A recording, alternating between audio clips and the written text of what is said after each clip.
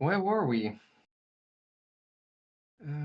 We were at the library level, and I believe you had come up with a theory as to why two burning spirits were uh, haunting a small chamber housing an incinerator of sorts, and you had uh, bravely um, scavenged their ashes and hatched a plan to bury it properly. No, actually, you first mixed it with the sand in the firefighting supplies closet, and I believe you were hatching a plan to give them a proper burial, hoping that that might put those spirits to rest. Yeah, Is that we about want right? to check. We want to check if the action of extinguishing it with sand would work, Mm-hmm. and if not, then we're gonna go with the burial. Okay. Um. Well. So you went from the haunt to the firefighting supplies closet, and then basically went right back to check on whether or not it made a difference, and the haunt would still be ongoing. So you would still see the lights shining through the gaps between the door and the floor, and you would hear the howling of the tormented burning spirits. So no, just mixing them with the sand apparently was not uh, the solution to put them to ease. Well then, since we are since we have taken quite a beating, I propose that we carry these ashes with us, give them um, a decent final rest, and we get our night's rest too. And of course, I mean, we should was under impression that we have to carry this bucket with us?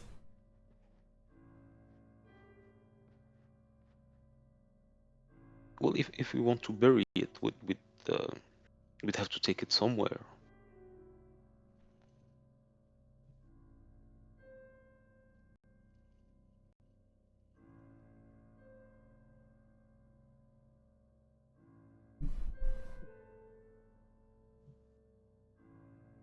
Luca, what do you think?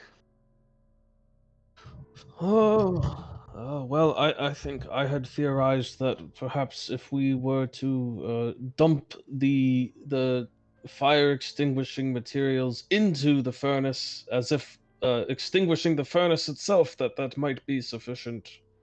Ah, But that is no guarantee either, and would necessitate somebody going back in there. So And I'm just thinking, I mean, Wendy will probably will have us pay for the burial because I mean these would be completely unattended with no close ones to attend the burial or pay for the caskets or. And at this point, Soma will ruefully open her purse and start counting. is there a strong need to dispel this haunt? Is there anything back there besides a small room? well, if there are souls that we could put to rest, surely we can try that. Oh, sure. Yes, of course. If that's important to you, then by all means.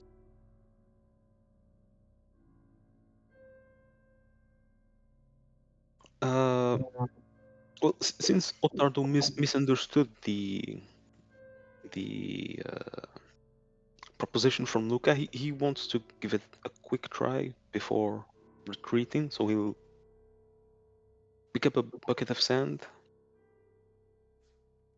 move Okay. over to the hunt, try that, and retreat if it doesn't work. All right. I guess if somebody else opens the door, well, it is still a matter of initiative, so we're gonna have to see who gets to react first. So I'm gonna assume somebody else opens up the door for you, so you don't have to spend an As, action on that. as the most unharmed, I will follow Sorotaro. What's that? As one most unharmed, I will follow Sorotaro. Okay. Yeah, let's move in position then. Yes, you are certainly the most unharmed.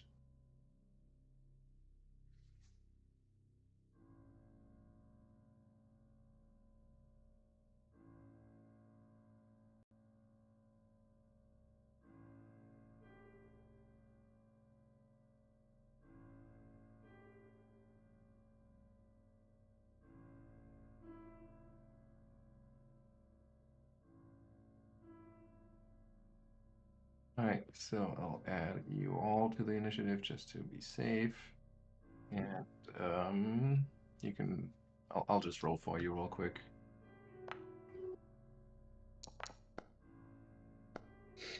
And there we are. Okay.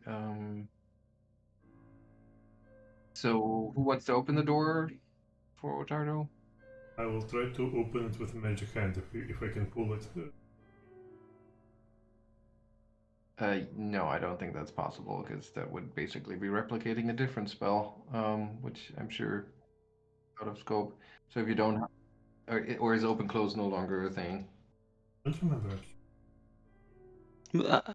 I think Soma can, with 3 actions, move, open, and then move back. We'll do that then. All right, so we'll wait for Soma's turn. Oh, that actually fits nicely, and then Ottardo comes next, and the door is open for you. The room is filled with the shrieking, burning spirits that are continue to just swirl through the room.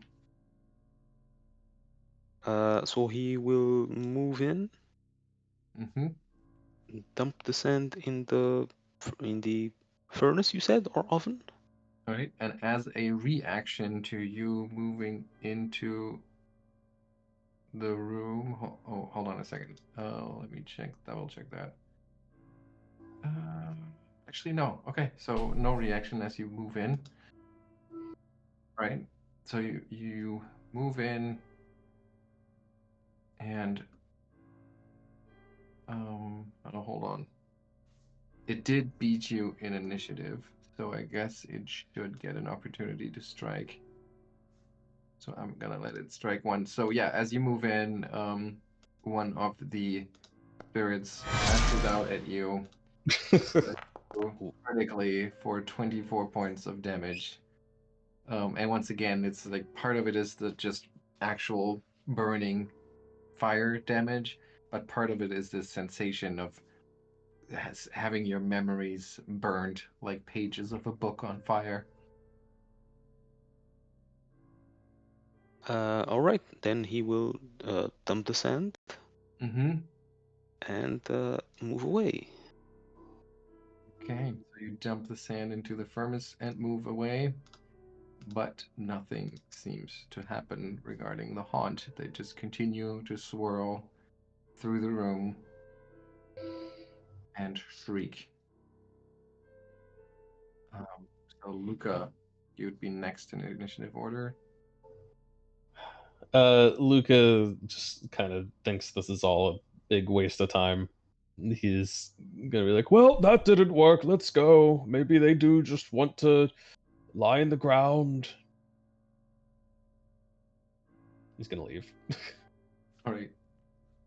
Okay, we can lift the initiative here because the spirits at least are not going to come out of the room. They're bound to that particular chamber. You can choose whether or not you want to close the door, but they're not going to come after you.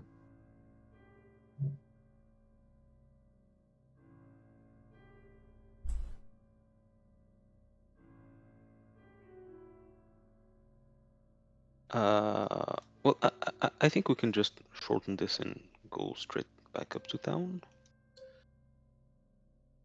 Okay, so you want to head straight all the way up to the surface. And back to town. Yeah, I think so. Okay. By the time you get there, it is late in the day. It's clear skies today, so the stars might be starting to come out. The moon may already be up, even though the sun hasn't fully sunk beneath the horizon. It's a quite pleasant day, even though it's a little bit chilly, as you enter the town from the Gauntlight Trail. Is that what it's called? I think so.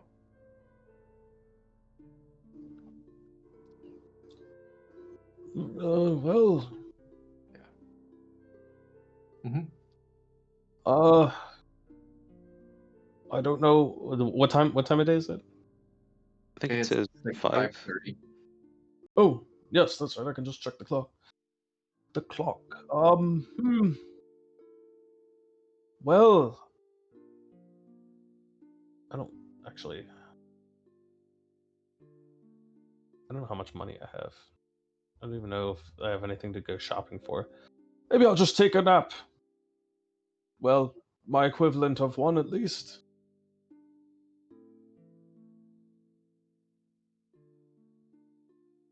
Yeah, and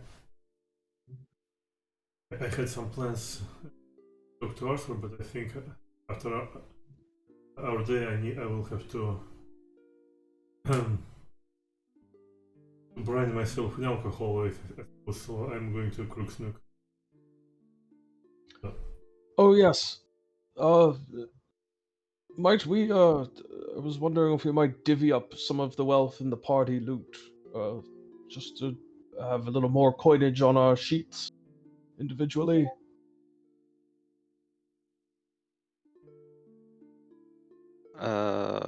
Well, I think we had settled on selling the Morningstar. I'll take care of liquidizing that into the sheet. That should be 17.5.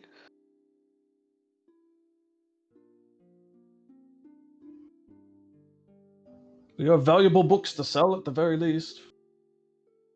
Yes, and there is one click away. Boom. Um, and actually, the wand of quench. So I've dug a bit more into it, and we knew this. We searched for this last time. Birke won't be able to use it because activating a wand or a scroll requires the spell to be on your spell list, and rangers do not get a spell list. They only get focus spells. Oh, Okay. So unless someone is planning on taking the primal.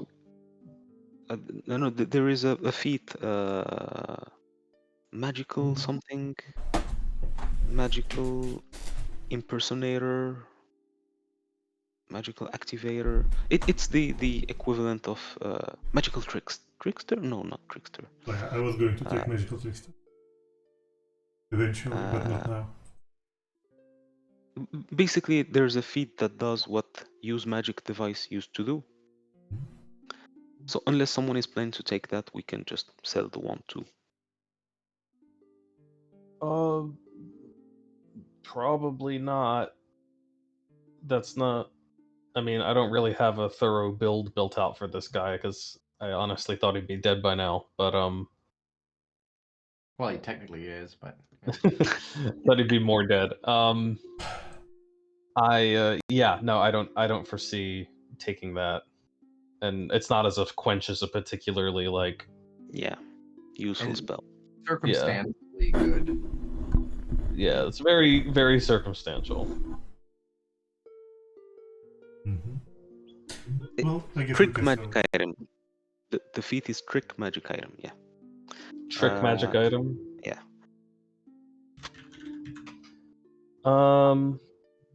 Yeah, I don't think it's worth anyone actually investing. One Yeah. level. For this wand, probably not. But Yeah. Well, in general, it could be Well- useful eventually. Might allow a fighter. Although, if somebody would take like a druid dedication, would you get a spell list? I Yeah. think, yeah. Something like that. So Yeah. who is primal? Who's primal? Is that just druid? Clerics and sorcerer. I mean, different classes can get access to the primal spell list. It depends on options you pick in the class. So, not clerics, but sorcerers do get that. Depending on it depends on the bloodline for Online, sorcerer. right. Clerics can't get primal? And It's only divine for summoners, clerics. yeah, summoners can get primal because, well, my previous halfling was a summoner with primal spell. Okay. But basically, if anyone is even, or does anyone even think about it, any kind of dedication, I guess. Well, I mean, I was thinking about the trickster, but he doesn't get primal. I already took a dedication. Right. Not to primal, so I mean, trick magic item, if we do come across other magic items, Lucca doesn't seem like a bad one to be able to use them, but I have to use my skills, huh? I have to use Yeah. nature, arcana, Yeah. occultism. And the skill has to match the item Right. or the scroll. Yeah, the thing is I'm not high intelligence, so I'm not super amazing at any of them. Like I'm trained in most of them, but it's not my specialty. The only We can yeah, we can rule out the wand of quench then. Yeah, I mean, and let's sell that. the only intelligence-based character was the DM.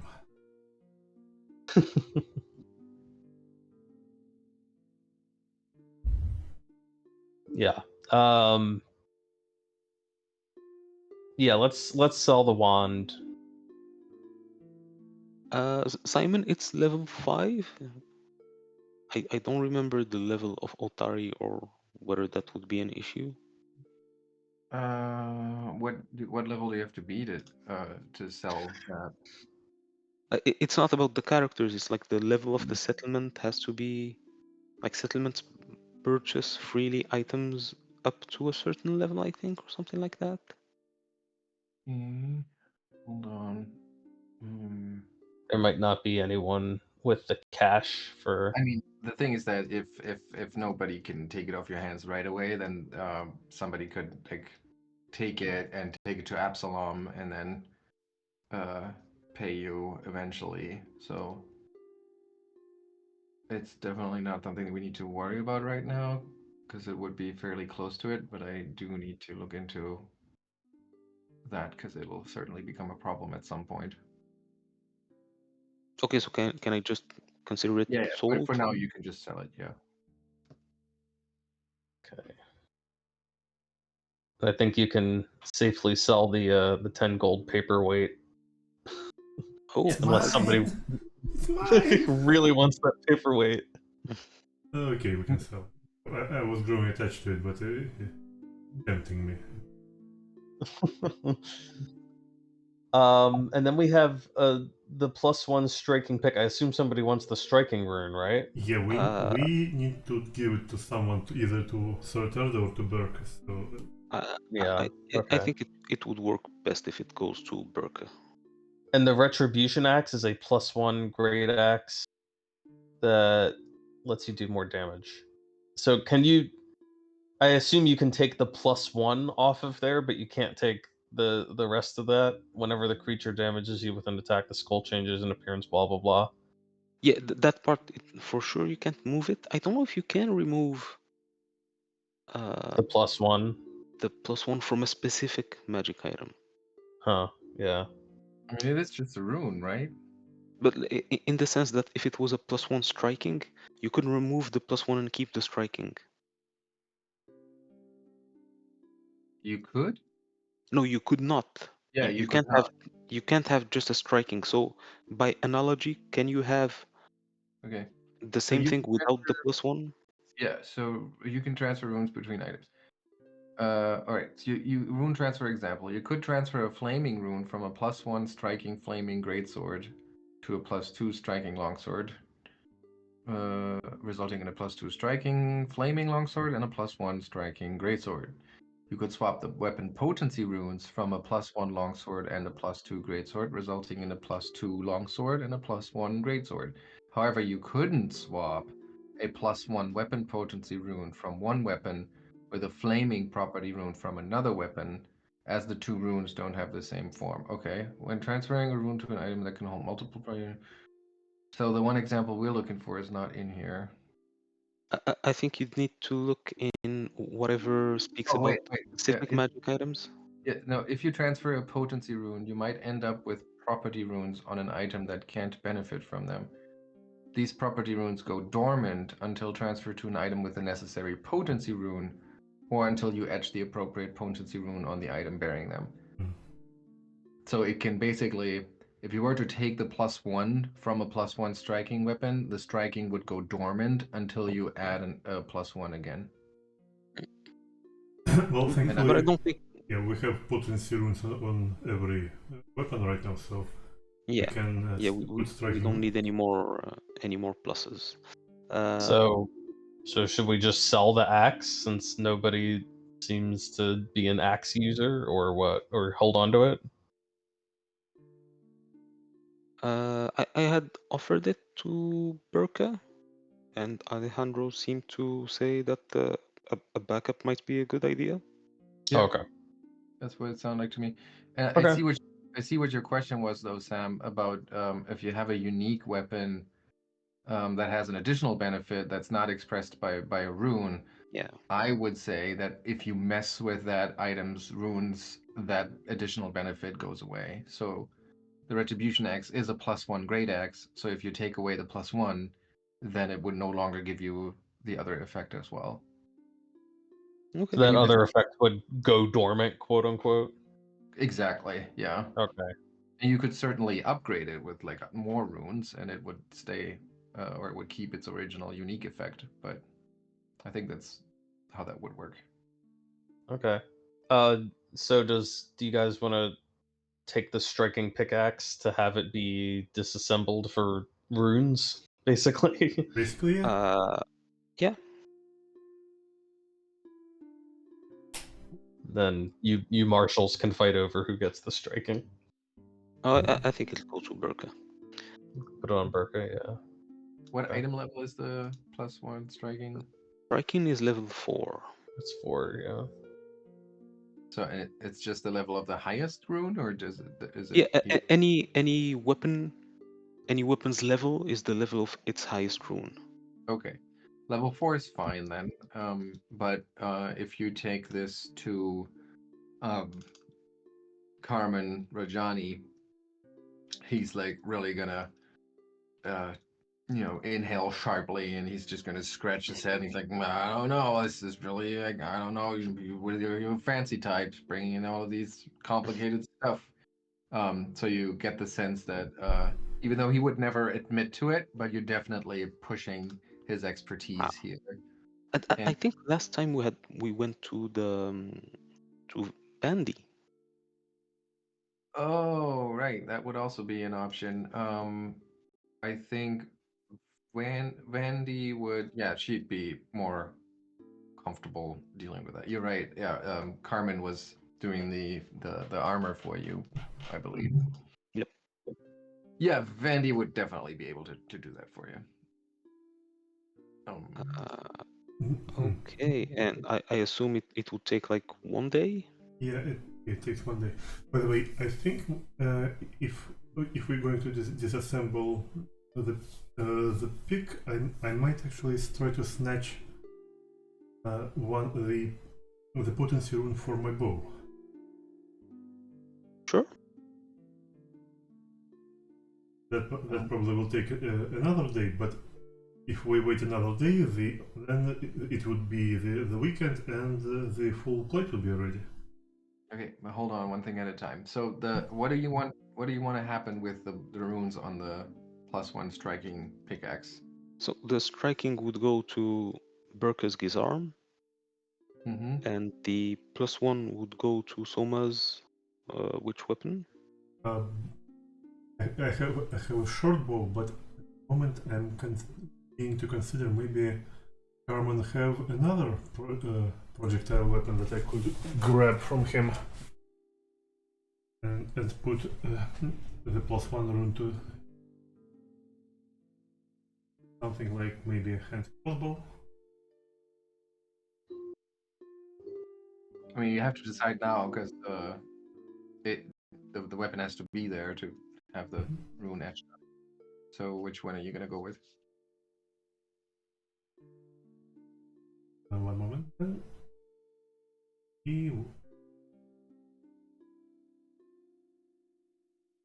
Battle loot. Battle loot.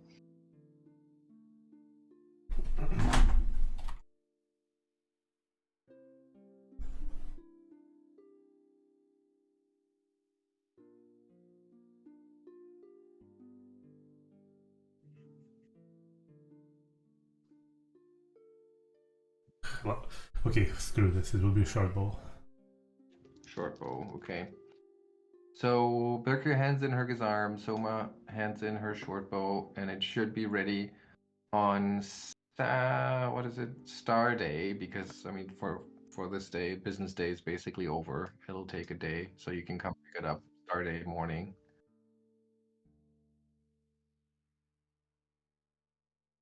And I put a note in the calendar for that. Oh, I think the plan is maybe to take a couple of days off from exploring the vault. Okay. Okay, we can do that. We can do a couple of days of downtime. Are there any downtime activities that you had in mind?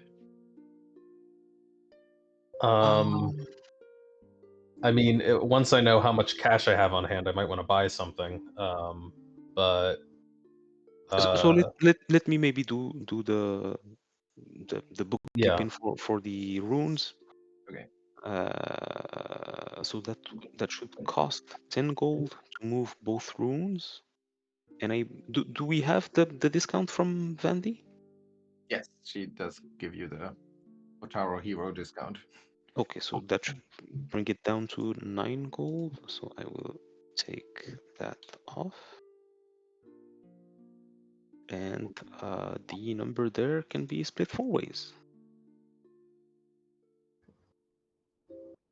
and the ventriloquist ring, is that Suma? Are you interested in that ring, or well, I can wear it for now until we find something more fashionable. I guess. Unless we are in dire need of cash, I'll hold on to it. okay? Yeah. All right. So, how do we divvy the coinage? Is there like a button to hit, or? I think that would be the old-fashioned way. So 175 4 ways would be like 40 gold each, and then that would leave a little change. Oh, actually, let me. Is there a button to simplify the coins? Because there's I can actually. I have a button here where I can just give each actor a share, so I can just say distribute those coins between the 4 of you. Okay. Should I do that? Sure. All right, here you go. You should have all just received some stuff. Yeah. Oh, it even puts it in the chat. Excellent. Platinum. Yeah, I let it convert because why not? Which is an option, which is cool. You can choose to literally distribute the coins, and then you can fight over the odd copper coins. We go to the local Otari bank and change out coins for Yes, the lightest weight. exactly. Travelers checks, adventurers checks. Let's see. So I got like 47 gold pieces. Okay.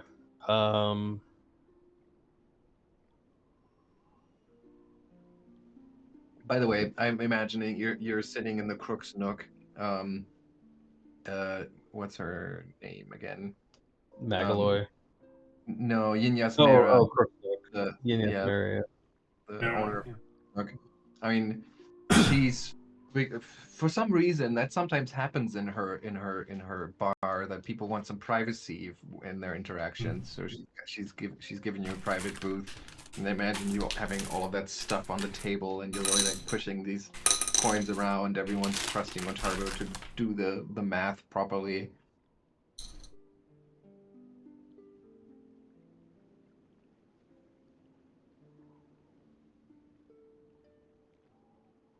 So what about all that jazz in your stash? Do you want to keep all of that stuff, or do you want to start selling some of it off? I mean, we probably don't need blowgun darts and spike snares and leather armor, but fine. But hold on to the potions, I assume, for now. Okay. So I think I should be able to. Can I sell this off somehow? Or if I delete it? Oh, if I delete it, it'll just Yeah, it just deletes. be deleted. Because for the valuable items, had a little sell button, but Yeah, I think it depends on if it's one of those that is directly converted into gold without the 50%. yeah. Okay, so now then that's kind of a bummer. That would be a lot easier if they would just let us do that. So that adds a coin. You said the blowgun darts can go, so that's also another. And I think the leather armor that was there went away. Yeah, I just sold it off. Okay. And then the spike snare you want to sell too? Question mark? Sure. All right, so that is actually not completely cheap. And what else do we have? You want to keep all the potions. You want to keep the rations. There's an odd bedroll in here. it was mine. I dropped it. All right. How about all the weapons? You really gonna keep your weapon stash? They're of little interest to Lucca, so Ottardo will keep them in his back room. Okay. A little golf bag. All right. Okay. So then I'll distribute the remaining coins from that. Oh, I should have. I didn't check the box to allow coin conversion, so it dutifully kept one. Okay. All right. So it's getting late that night. Lots of math, hard to do. Stores are closed for the day anyway, so there's not much you can buy or sell this night. Anything else you want to do tonight, or should I skip ahead to the next morning? Someone will just order large amounts of very hard alcohol and go to sleep. All right. Anything else anyone wants to do tonight? nope. Okay. No. All right. Next morning, you awake. Some of you, Soma, roll a quick fortitude save to see how you stomach all that drinking the night before. That's a bummer that the calendar is not integrated with the light source. I told you to take the small time module, which would have been integrated with the light source. Well, I think that is actually part of the calendar. It's one of the dependencies. Anyway, so we wake up the next morning. You know, a little bit of a headache, but tall drink of water in the morning, and you're good to go. Not too bad. However, you wake up to Soma. Yes. So at first you think it's just a headache from the drinking, and you like get some water. You go to your little washroom and splash water in your face, freshen up, take a good sip of it, And you stare at the bowl, you stare down, and you see your reflection in the water, and your face is covered in blue blisters. And I'll tell you what that feels like, because it's not fun, as you can imagine. Oh, hold on. Where is the blue blisters?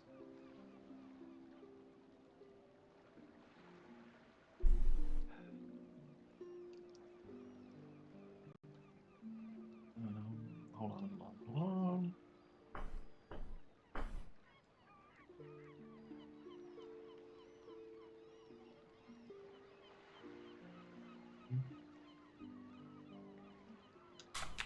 There we are.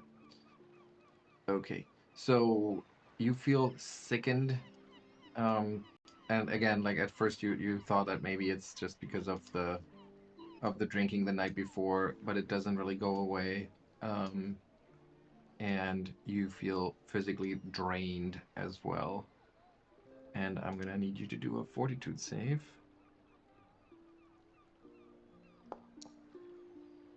All right. And yeah, so that's you feel pretty shitty. Well, we were going to Wendy anyway, so. Well, I don't think today you were had plans for that. Ottardo is planning to visit Vandy again with the ashes for a burial. Yes, and Soma was going to find Arthur to pester him with questions about the well, religious symbolism we found in the crypts. So either way, we're going to Wendy. Okay. Lucca, any plans for the day? I'm still kind of sorting through shopping items, so I might in a moment. All right. So you're browsing the stores essentially. Um. Okay, so that's good. Anything else that I need to do?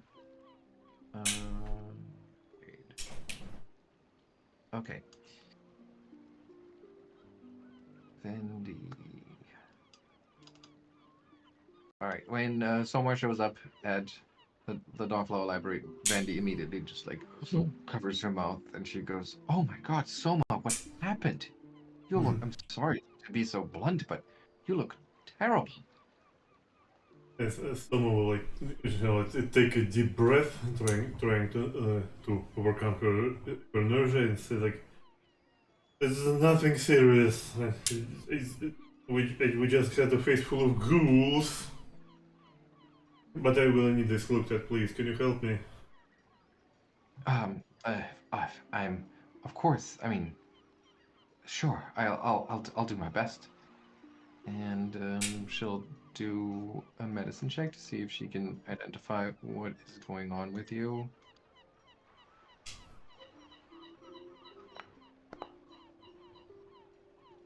And she says, "Ghouls.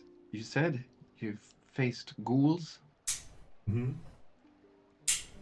See, Both dead and undead. And mushrooms, if that's important. um, well, maybe. I don't know what to tell you, but this is, this is, this looks quite bad. And you see that she's visibly worried. She says, I, it's just that, um, you see, this is not just it's not just blisters, it's your your flesh dissolving. Um, I can, it must be really painful. I, Th- I'll do my best to help you, but I think this will be very hard to recover from. Maybe you should even stay here. I don't know if this is contagious. well, Lucca was fine, but never mind. Yeah, you know, I still had some things I here in the library, so I guess I can stay for a while. Okay, but I really can't have you walk through our uh, shelves and pick out books and potentially spread a virulent disease. I, please, if you need anything, I'm happy to fetch it for you, but I think we should really start isolating you until we have a better idea of what is going on with you. Wait, so you mean you don't know what's going on with me? Well, I only know that it doesn't look good. And someone starts panicking. To what? And she starts panicking. Panicking, yeah. I know this must be much to take in, but I mean, just because I don't know yet what is going on doesn't mean that I won't eventually. I mean, especially if it gets worse, it might be easier to read the symptoms. Not that I'm saying that it's gonna get worse, but I let's just find a nice spot for you to get a bit of rest, okay? Uh-huh. And as Soma is led through the halls, she will scream like, Arthur, please help me! We don't know what's going on! All right, if you're starting to cause a scene like that, A little Vendi, bit, yes. what's that? A little bit, yes. Yeah. So, some of the guests or the patrons of the library that are already here early in the morning, and some of her acolytes, like, look over curiously, and Vandy gives them a forced smile and says, "No, no, it's okay. There's just been a lot going on recently. It's okay. Don't worry." And she leads you to an unoccupied little chamber, probably for like a traveling scholar or something that she can quickly prepare for you. And yeah, she puts you up with a place to rest for now. And eventually, she kind of awkwardly says, I mean, of course, I'd be happy to help you in any way I can with all of uh, my worldly healing skills, but I don't think you would be prepared to make a donation. Uh-huh. Yes, and someone will say yeah, and at that point she also start unloading her own healer's kit on the on the tables. I believe I think the room probably had a table, and say okay, yes, of course the donation. So, and I think I'm gonna need some rubbing alcohol and the tea leaves, and I think I will maybe take castor oil internally as well, just to be sure. And she will also try to attempt to treat disease on herself. Okay. Yeah, sure. Do you need to buy supplies for that, or are you still? I don't think I need. I need healer's tools.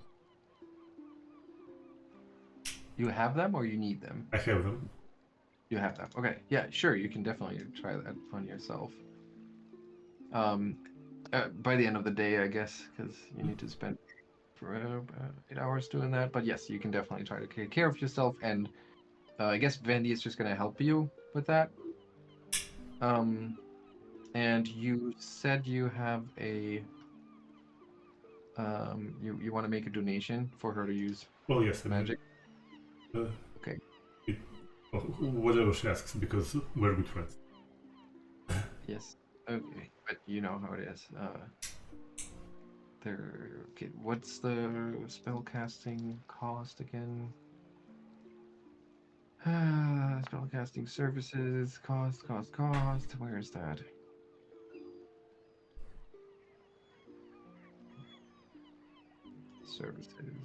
Services. Yeah, Spell. which level spell? The third level spell. There it is, and it That's should 18. be 18 gold pieces plus any cost required. I don't think it has any cost required. No, it doesn't. So do you have 18 gold to throw into the donation box?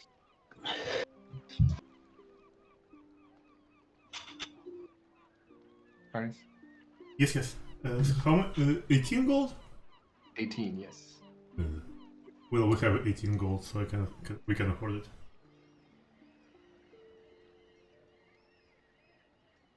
That would be all of this gold.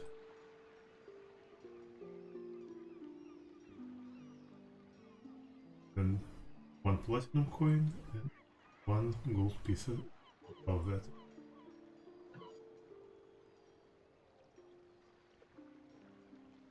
Miss.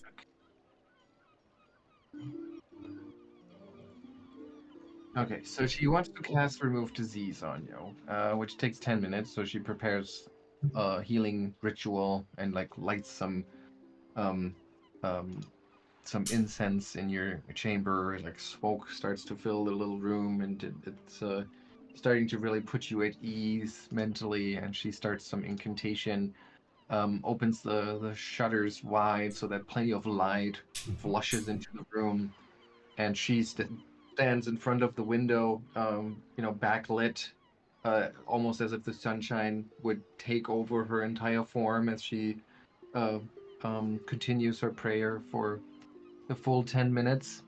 But now I'm going to need some help here because I'm not exactly sure how this is supposed to work. So it says healing magic purges disease from a creature's body, which is just a flavor text, I guess. You attempt to counteract one disease afflicting the target.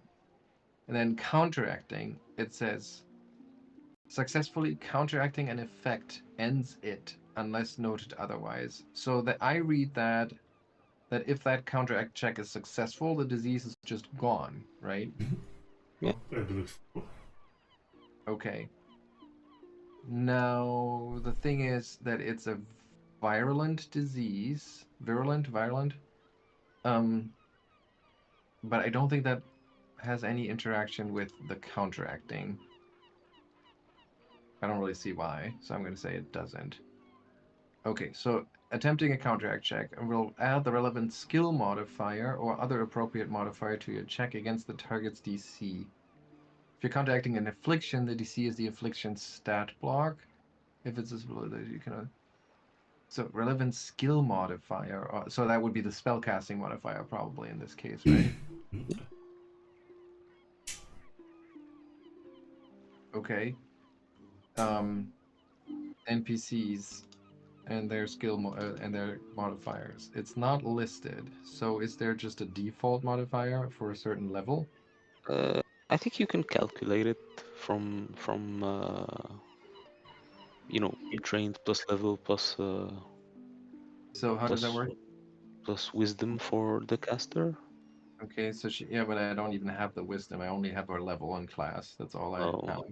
Yeah. Um, let's see. It's kind of frustrating that I mean, if you need those stats for spellcasting and NPCs can offer spellcasting, then they should I believe list it. for Okay.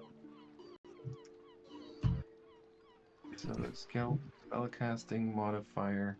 Well, let's see. At level 5, if she were an NPC, which I guess we're just gonna have to assume here.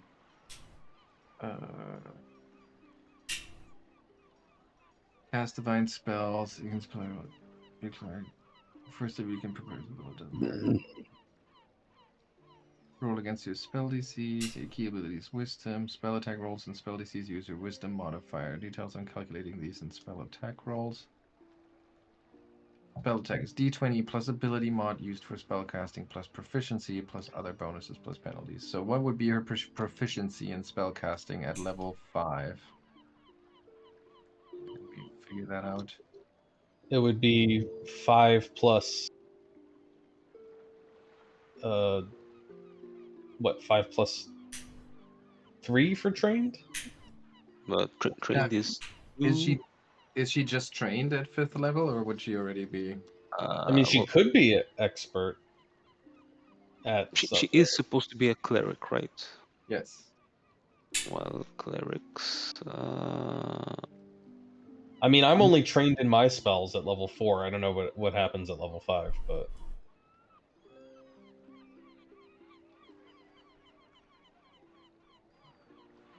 At first level, you gain the following proficiencies: spells trained, and then what? Does that ever increase? Your dated grants you the trained proficiency rank in one skill, and oh no, that's different. Oh, it's for clerics. It's annoying because it's in the doctrine. Okay, so So that's expert is 7, so she would be only trained. okay. So she would be trained, which means where were we? It should be Right. her level +2. So Okay. And then the plus ability modifier. yeah. Okay. But her ability modifier is unclear. Let me see if there's any. I think I could. Yes.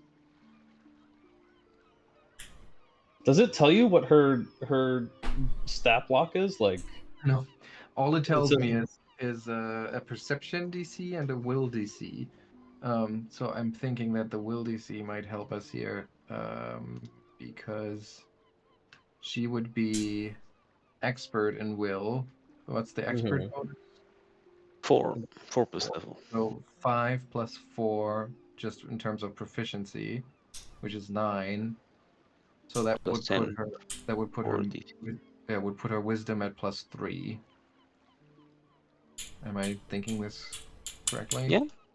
Yeah. So then she should have ability modifier used for spellcasting 3, proficiency bonus 7, so it's a d20 plus 10.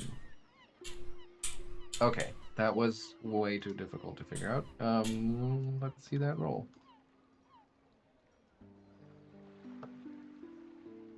Whoops, plus 10. A 20, but is a 20 enough? It is exactly enough. The DC is 20. So, yeah, to your great relief, Soma, Mhm. after Vandy finishes her prayer chant, the light seems to flare up for a moment and it just kind of blinds you entirely. All you see is white for a second, and at the edge of your perception, you might be able to hear this angelic choir for a few brief moments. And then, as your vision fades in again, you blink a couple of times and you look at your hands, your arms, which had been covered in blisters too, and it's all gone. And Vandy, yeah, Yeah, I'm go ahead. in great debt for the Dawnflower. Thank you. I will guide my prayers to her today as well as Desna.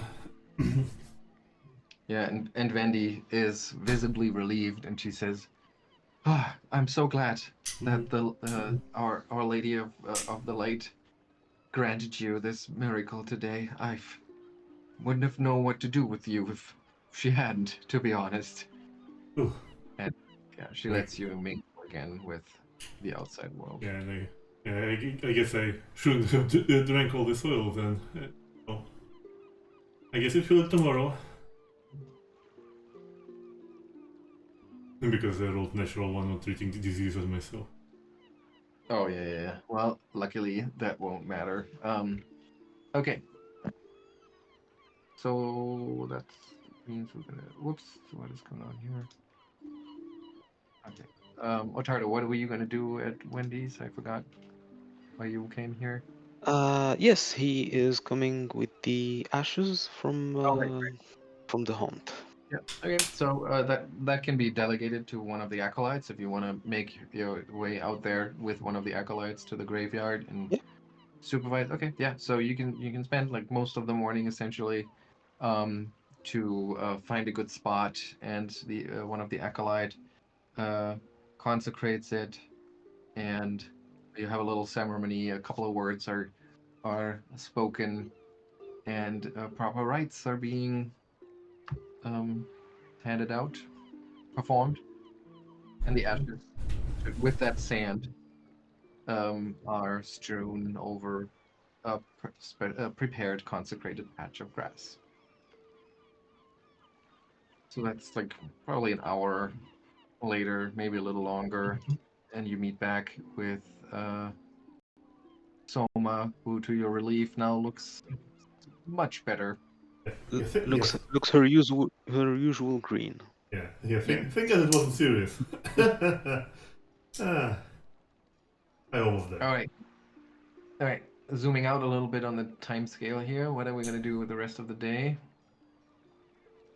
Well, after mentioning his Uh, scene, Somo will try to see Arthur after all and ask him about the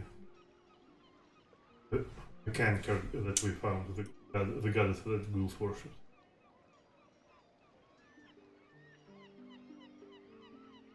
I didn't understand that. The gun? I'm sorry, I was apparently my mic doesn't pick it up for some reason. Souma will try to seek out Arthur and ask him about the canker god that ghouls were worshipping, in case if he knows about it. Canker. Yes, canker. Yes. Okay. So yeah, Arthur is of course interested in all of the details of your finding and takes copious notes and asks you plenty of questions. It's like, oh, but you saw the effigy, didn't that remind you of anything? And has you describe the statue in great detail and the room that they were in, and asks plenty of questions, but doesn't really have an immediate answer, and just eventually decides that he's going to need you to check back in a couple of days. I actually want to provide him with that elk rubbing that I made, that Souma would have made from the flowers. Mm-hmm. All right. Yeah, so he asks you to come back the next day or 2 days later, just so he has some time. By the afternoon, Ottardo, by the way, you are no longer stupefied. If you were still keeping Oh, track of that, that actually lasted until just now. I was going to ask and I forgot. And then the day is basically already coming to a close. What has Lucca done today? Did he find anything of interest? Not in terms of coinage, or not in terms of items, I should say. But he would probably have gone to Arthur as well and given him one of the necklaces that he's got. He has one of the meat necklaces that they were wearing. He would hand that over to Arthur and let him inspect that. Explain that they were eating it to regain unlife. And yeah, I don't know. I'm looking through the list of downtime activities, but I don't think there's a lot else for him. Maybe earn income. I don't know. I don't even know what he would what he would do to earn income. Yeah, what So, would you do to earn income? Yeah. I mean, he had been working as a charcoal burner, which Oh, is a right. pretty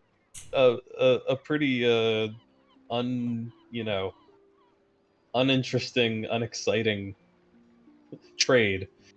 Yep. Maybe Was he that has, in life or unlife? No, that's what he was doing in Otari before he got Okay. wrapped up in this. and maybe he has some open orders that still need to be fulfilled. Yeah.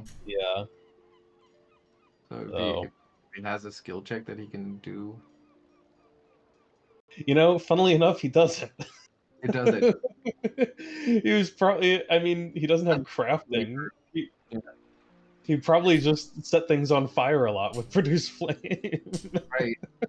I guess in that case, then there's probably no point in rolling anything because it would just result in coppers. Yeah.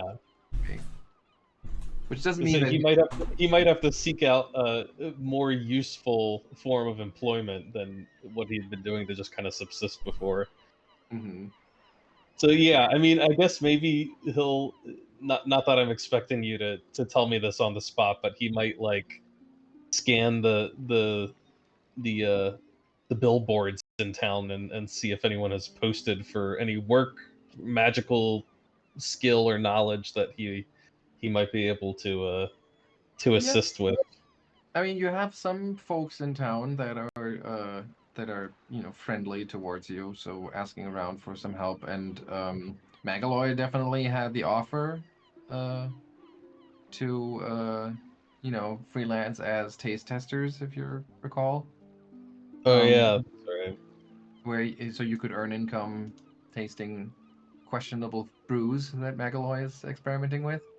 Yeah, Lucca isn't afraid to experiment with brews, but I'm also not sure how useful he'd be in assessing their quality. But he can try. I think it's mostly about if they're dangerous or not. Sure. Well, again, he may not be the best choice for assessing that, Mhm. but he'll take the job if it's offered. Yeah, Megaloid doesn't seem to mind. Maybe because she doesn't really think things through as much. And she, when you go meet with her and mention that, oh, didn't you that offer of a taste tester? And Megaloy is immediately like, oh yes, of course. Actually, I have a whole flight of interesting brews that I would like you to sample, and you can spend the day earning income using fortitude saves. Oh, great. That's Yeah. what I'm best at. So earn income. I don't think we've actually done that before. So No. I guess you just roll. Hold on. You use one of your skills to make money during downtime. I assign a task level representing the most Yeah. lucrative job available. Um, there is no task level. I would say I'm just gonna use his tavern's level, so that would be 4, which means Oh, the excellent. DC 19. 19. Hold on, but apparently that's not all. And you can search for lower level tasks. So I would say that Magaloy probably has, like I said, a whole flight of things for you to sample. So if it's like the easier task would be to just, is this safe to drink or not? And one of the harder tasks would be like, does this need more sulfur or, Oh, some. lay it on me. If I'm if the choices are between DC 18 and DC 19, let's go for the 19. All right. And I should have done that secretly, but yeah. Anyway, after your first day of work, you roll to determine your earnings. All right, let's roll, and then we'll see what happens. And your proficiency is trained, is it? Yep. Mm-hmm. Mm-hmm. Well, let us see. In my estimation, hey, oh, okay. Yeah, Uh, it's, surprisingly palatable what Magaloy has offered you today. Maybe she's trying to not, scare you off on your very first day. And you make, that's a regular success for a trained fortitude save, so you get 7 silver pieces. there's a touch on the bitter side, if I dare say so, but keep working on it. I think you've got something really special there. Very nice. Okay. And then we can probably safely skip ahead to the next day. Is that about right? Sorry. Okay, so the next morning. Um, Another nice fall day. It's a little warmer today. The sky is still clear. Very pleasant stretch of weather that you've been experiencing. However, Ottardo, you've had a bit of a rough night. Um, you had just, you know, unrestful a feeling of just rolling back and forth. You're not sure if you actually really slept or if you just kind of were only half awake most of the night, and you feel rested in a mechanical sense, but you feel restless in a flavor sense. All right, but it is Star Day, and by today the runes have been successfully transferred to the weapons, so you can go and pick those up. Is it Star Day or Sunday? It is Star Day, is it not? On the calendar, it says Sunday. That is not correct. It should be Star Day. I don't know why. Okay. Oh, no, you're right. That's probably because of me using the wrong button here. Okay, so now it's Star Day. All right, so go ahead and pick up the improved weapons. Do I need to hand that out for you, or can you add Uh, that on? I, I, I added it on Birke. I removed it from the pick, and that only leaves for Soma to add the +1 to her whatever weapon. And so I All do. right. All right. And then I believe. sell the pick. Yeah. Get our 2 Maybe. coppers out of it. 3.5 silver. Not too bad.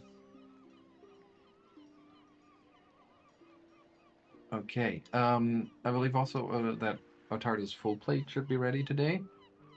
So you That would can. be Sunday. You're right. Good job. Keeping track of that. I got the reminder because I accidentally skipped ahead a day. Okay. Anything you want to do today, or should we skip to the next day? Just in the background for today, Ottardo is going to visit the garrison and just check in on the few guards that had helped us during the undead episode. Mm-hmm. Just like checking in, Yeah. making sure that they're all right and Yeah, everything. they're all right. They're. I mean, it hasn't been this long, but they've been dealing with it quite all right. Definitely hope that nothing terrible has happened since then. Obviously, at first, everyone in town was very worried that this might just be the first sign of a bigger invasion of some kind, but nothing of the sort ever materialized. So everyone's sort of, at the stage where you're kind of easing up, but you don't quite believe yet that it is time to take things a little more easily. But they're on a good path. When you check in there, they're happy to see you. There lots of like uh, shoulder uh, slapping, Yeah. and everybody's happy to see you. And oh, thanks for checking in. No, everything's going great. I mean, we could sure use a hand every now and then. I mean, if you're not terribly busy right now and taking some downtime yourself, you want to help us uh, get some equipment up to snuff. We've after this incident, we pulled out some of the armor and weapons from the vaults, and they're in a kind of pitiful shape. So we know that you're pretty good with a hammer. If you want to give us a hand, Oh, sure. I don't have anything planned for the day. I'd love to. all right. So if you're willing to help them, you can spend the day earning income using Hmm. crafting. Yep.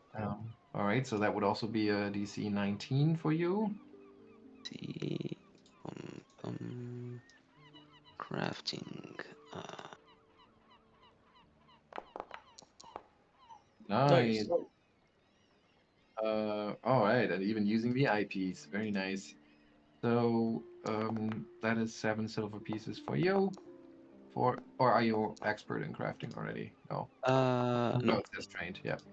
So yeah, 7 silver pieces for you for a day of honest work. And of course, it very much like everybody's really grateful that you do that, and it definitely raises their respect for you. Um, that you would take on this simple job. How about Lucca? Are you gonna do another day of taste test testing for Magala, or do you have any other plans? Um, I I can do another day of taste testing. There's something else I want to do, but I can't justify it right now. So maybe next time we have a rest. So Okay, all right, and go for it. Another fortitude save. let's see here.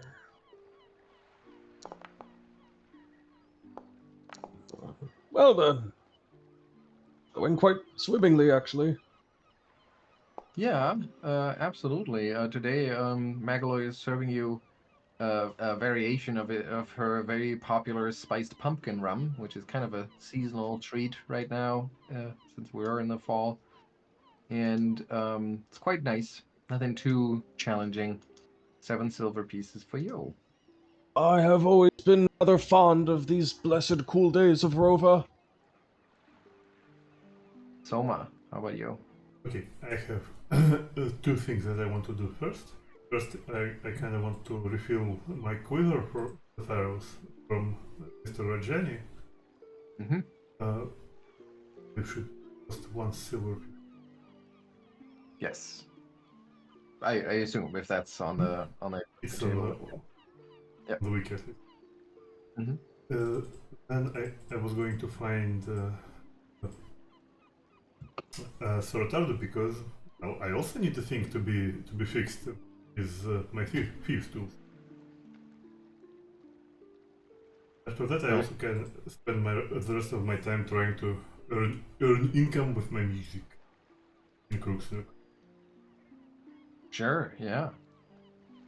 All right, so yeah, I mean, finding Ottardo, if I'm not mistaken, then fixing your thieves' tools is a matter of just like 10 minutes or something like that, or is it an hour? Um, yeah. Right. Does it even involve a skill check, or is that an Uh, automatic? well, it is probably a skill check on part of the Ottardo, but I think it is. Okay, let's. It takes Ottardo. it takes him a minute, I think, by this point. Right. Yeah. So let's just roll. I mean, we don't really have to roll it because eventually you're going to succeed. And can you crit fail the task? Does that mean that you destroy the tools entirely? Um, Let me double check that. I think it deals. Yeah, you do deal damage to the item, Okay, which and let's see, and let's roll. What's the DC, Carnus, to fix them? Uh, what's the level of the item? level 0. That's DC 14, I think, off the top of my head. Okay, so I probably can just I can actually cast Inspire Competence and I don't think you basically need. ensure that you don't fail. Only a one would make him crit fail anyway, so I think you're okay. There you go. All right, so they're repaired. That's easily done for him. And you spend the day entertaining the guests of the Crook's Nook. Let's Yep, see the. it's primarily string instruments. All right. Um, level. That's actually a level 5 establishment. So DC 20 if you like, but of course you don't have to push yourself. Let's see what we can. Okay. 22. Nice one. So you make a cool 9, or are you more than trained? Does it say? No, you're just trained. Unfortunately, I'm just trained because I had bad profession elsewhere. Right. So you make 9 silver pieces off the patrons of the establishment. But at the end of the day, Inez Mera takes you aside, like as you count your silver pieces, she takes you aside and she says, "You know, that's not really a great way to make a living, is it? An honest day of work. If you ever look for alternative means of making a pretty penny or pretty coin, just let me know, okay? Well, I really appreciate you looking after my employees, and I'd like to pay you back in some way." we'll give her a wink, a smile, and says, "But I will keep it in mind. But I must confess that playing is just very good for my soul right now." All right. Okay. So that's the day for us, and then we can skip ahead to the next day, which starts off with just torrential rains. Basically, you probably all wake up because of the incessant rushing of the rain on the tops of your respective huts or homes. But Ottardo, you're already awake at that point. You had another really bad night. Give me a will save. Okay, we'll save.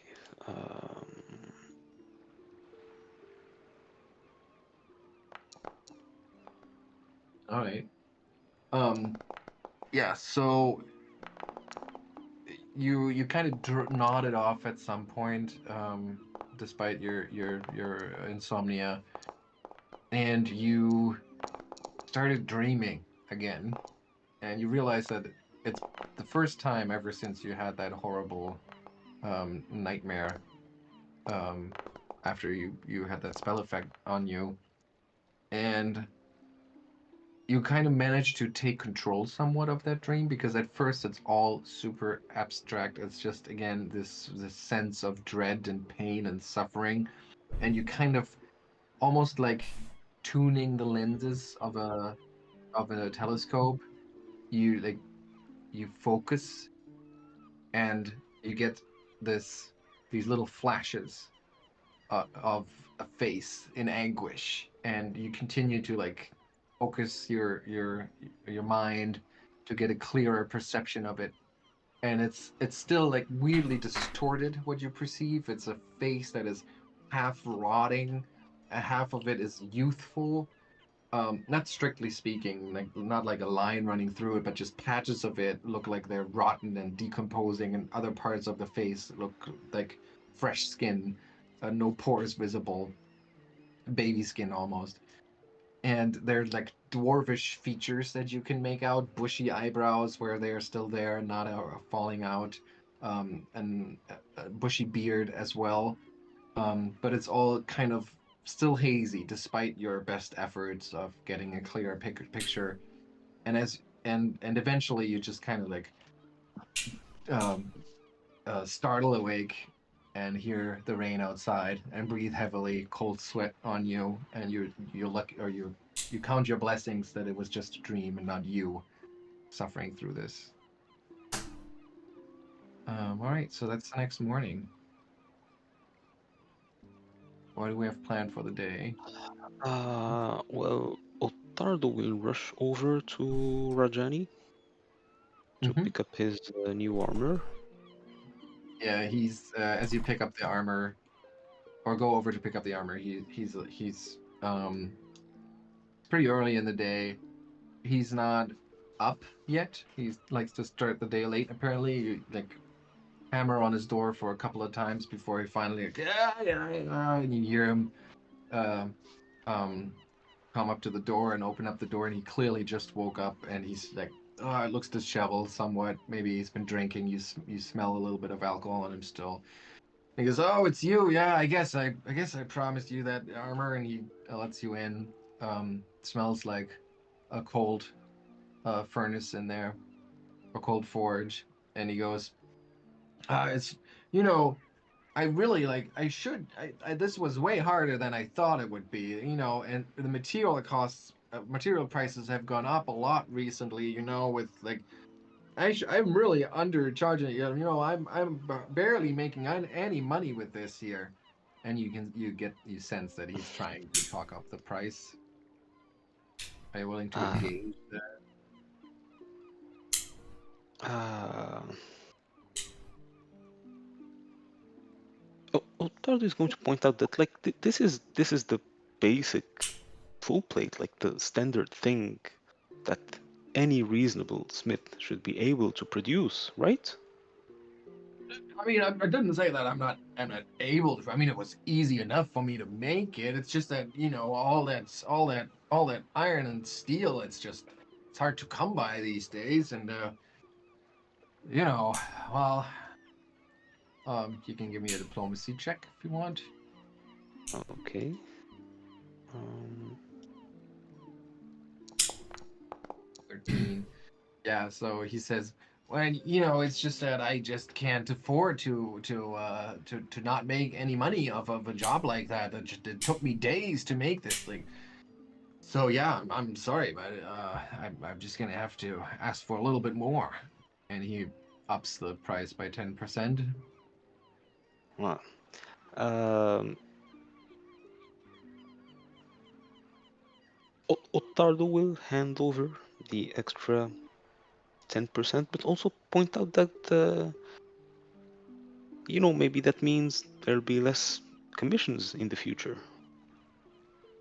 All right, and so you hand over the extra 10%, and Carmen apparently realizes that he maybe was not raising it by enough, and he's like, "Wait, and actually," and then you mention like, "Well, maybe there's not as many commissions in the future." And he's like, all right, yeah, no, that's fine. I mean, I'm not trying to take your money from you. I'm just trying to make a living here." And he takes your money from you and hands over the full plate, which, to his credit, is very well made. It's not like masterfully crafted, but it's definitely highly functional and up to your expectations. Okay. Um,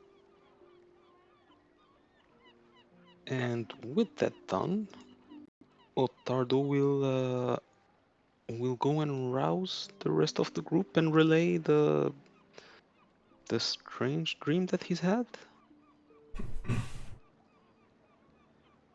Mm-hmm. So you get everyone together, maybe in the Crook's Nooks, because that's probably the easiest, and Soma's already there.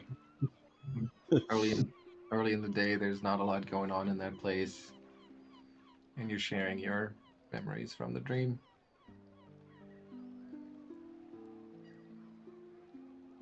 Any A thoughts? face you said you saw. With dwarven features. Dwarven. But not just an ordinary face like it was patchy.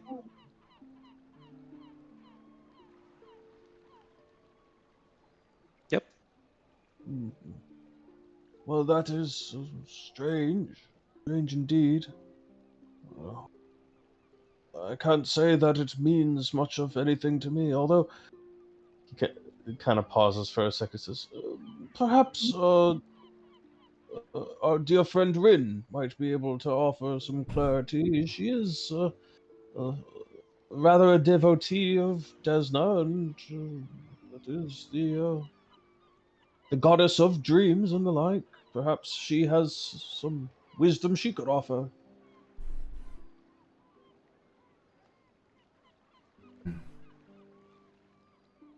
Yeah, we Well, I can. think it's reasonable. Hmm.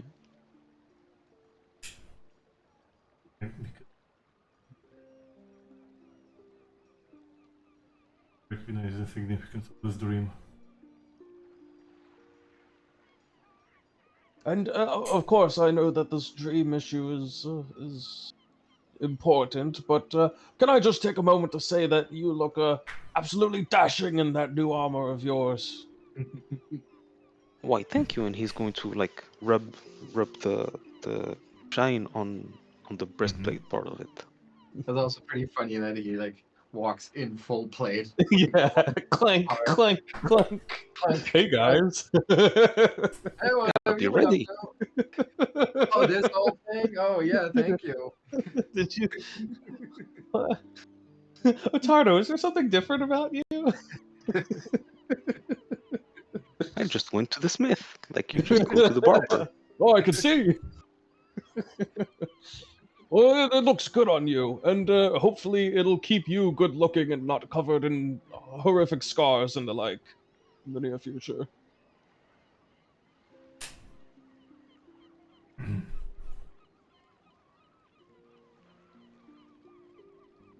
All right, so were you gonna seek out Rin's advice on this, or what's Yeah. your plan? Yes, I think I we guess, will. yeah. Okay. All right.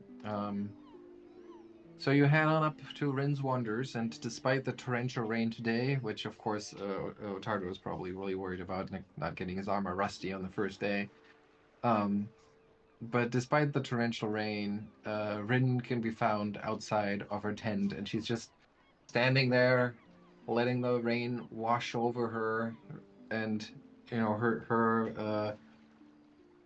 tiefling eyes closed, and as you come near, she seems to sense you. She doesn't turn towards you, and she just, over the rushing sound of the rain, she says, "You've come again, friends.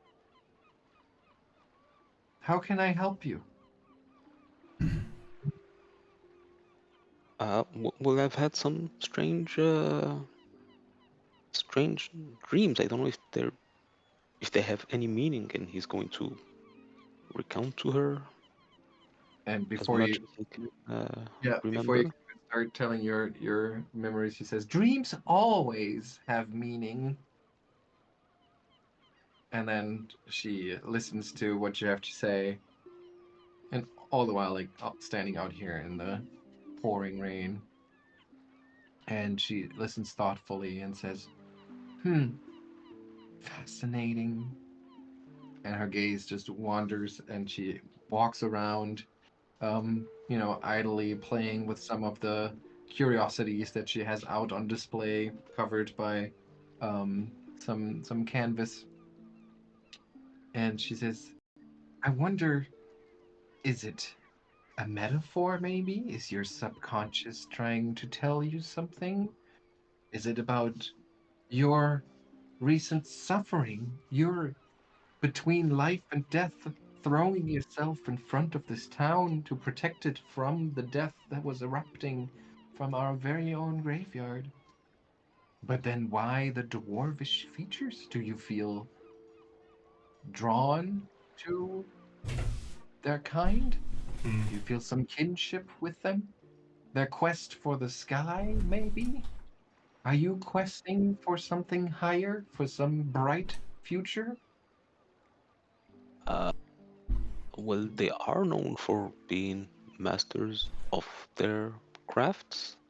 I do appreciate that. Ah, so there is the similarity runs deep.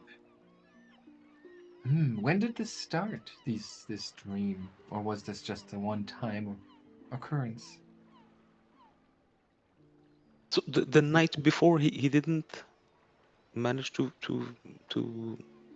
control it, did you say? Yeah, it was. You were just restless, but it didn't seem to rise to the level of, having any Okay. recollection what occurred. But it did start after the feeling of fading memories. Oh, yeah, I guess so. Yeah.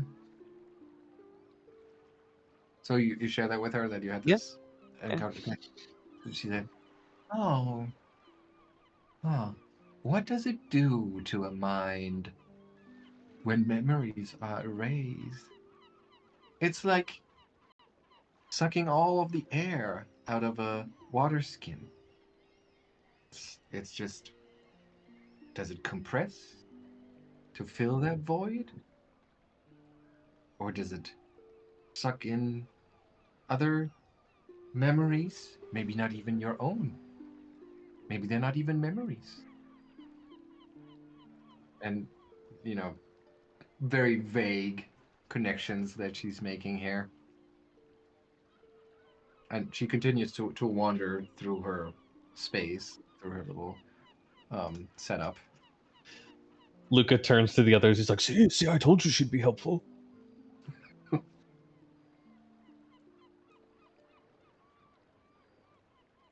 And you would know, she says, and then turns to look straight at Lucca.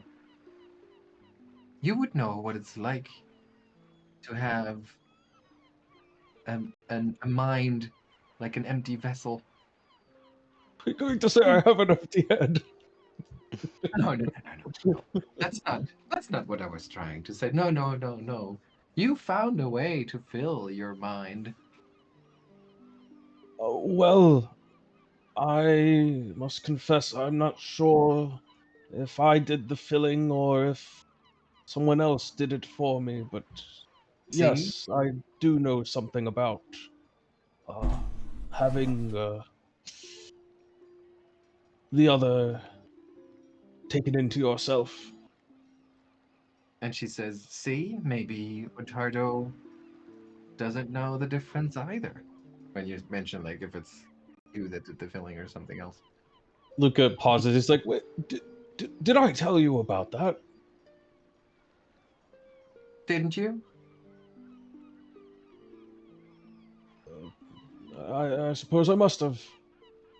Maybe during our uh, Taroka reading session.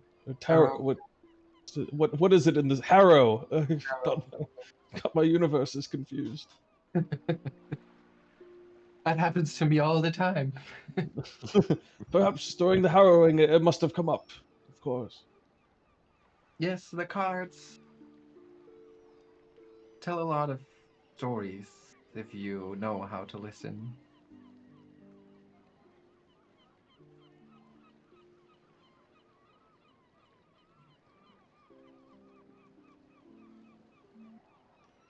Yes, I was wondering, Rin, uh, regarding your story for a moment. You have you ever felt any particular kinship or calling to your well, your heritage?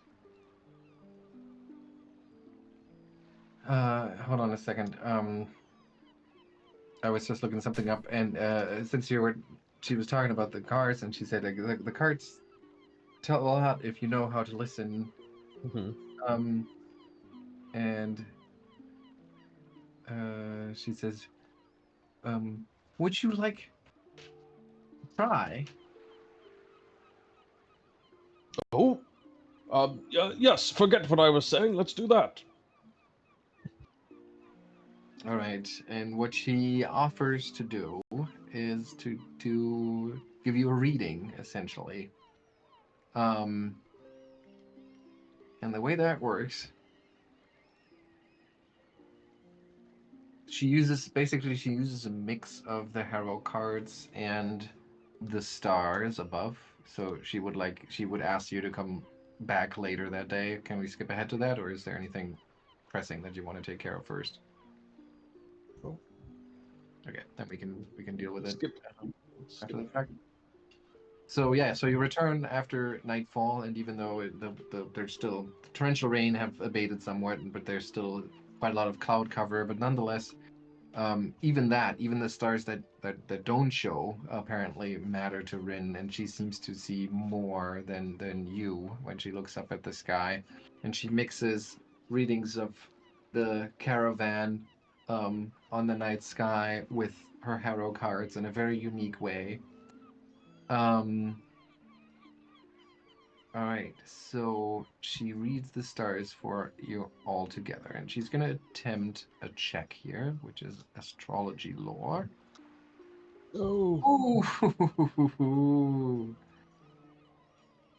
Oh, wow. Okay. Um, have we been cursed? no, but you see her, like, she starts out being, her usual self, just somewhat dreamy and kind of almost to the point of being incoherent at times, and then but aloof seeming for a little while, but then you see that she's starting to like get more anxious, and she double checks the card on the spread in front of her and looks up at the sky and like makes some sort of gesture tracking some movement and looking back at the cards, and she says, no, it can't be. No, that's not, and she draws another card from the deck, and she really at some point then it's almost as if she gets knocked in the head by something. She like physically recoils and just goes and eventually says, no, no, no, please. I know I offered, but I I cannot have you here. Not now. Not not while the Wanderer is right above us. Move. Move. Leave now. Leave. You're drawing its gaze. You're drawing the empty eyes. You you need you need to you need to leave now. Oh, It's very well. We shall depart. Uh, we'll see you later, though, perhaps. yes, return in a Luke is week. like standing up and awkwardly like gathering his stuff. Yeah, and she gathers the cards together and rushes inside, even though most of the time she likes to be outside, but clearly she needs to get some distance between you and her, and she just leaves the rest of you standing out there somewhat sheepishly. So, Well, did I tell you that she's weird? Sometimes. well, Some we noticed, I think. I don't understand. Was it something we said? No. When someone studies the ways of the caravan, lifts her eyes to the sky as well. The vast emptiness of the stars sometimes can take its toll on you. Ah, All right. Night falls on Notari. Anything else you want to say, or you want to skip ahead to the next day? So I Uh, guess what tomorrow we could try to poke Arthur again and finally go back into that cursed place.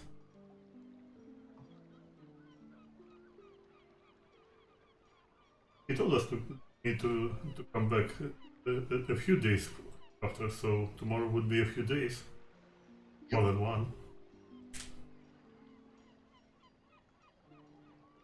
All right. okay, yeah. Okay. So the next day, early morning, Ottardo once again having a night of restless sleep. Give me another will save. Uh, Okay. And you.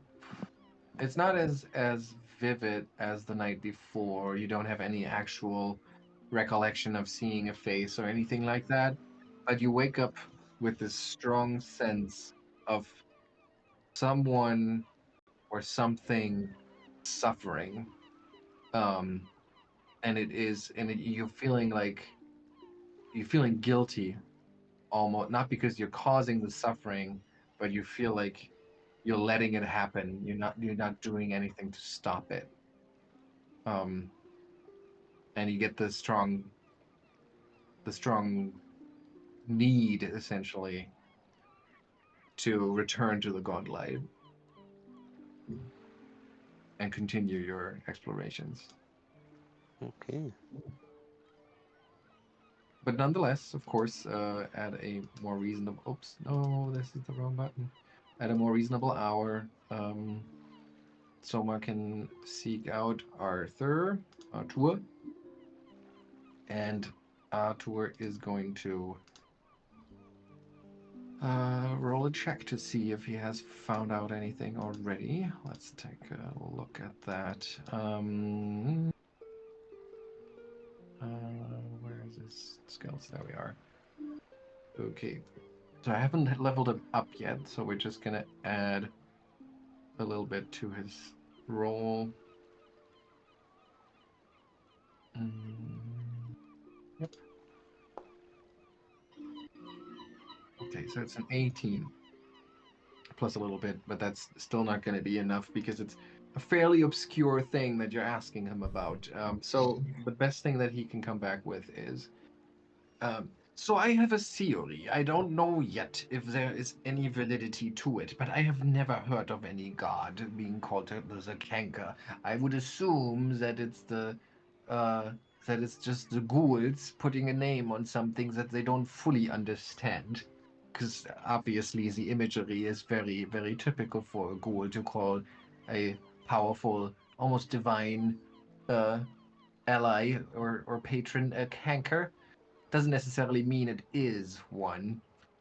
And I suspect that they are revering some manifestation of Belcora herself.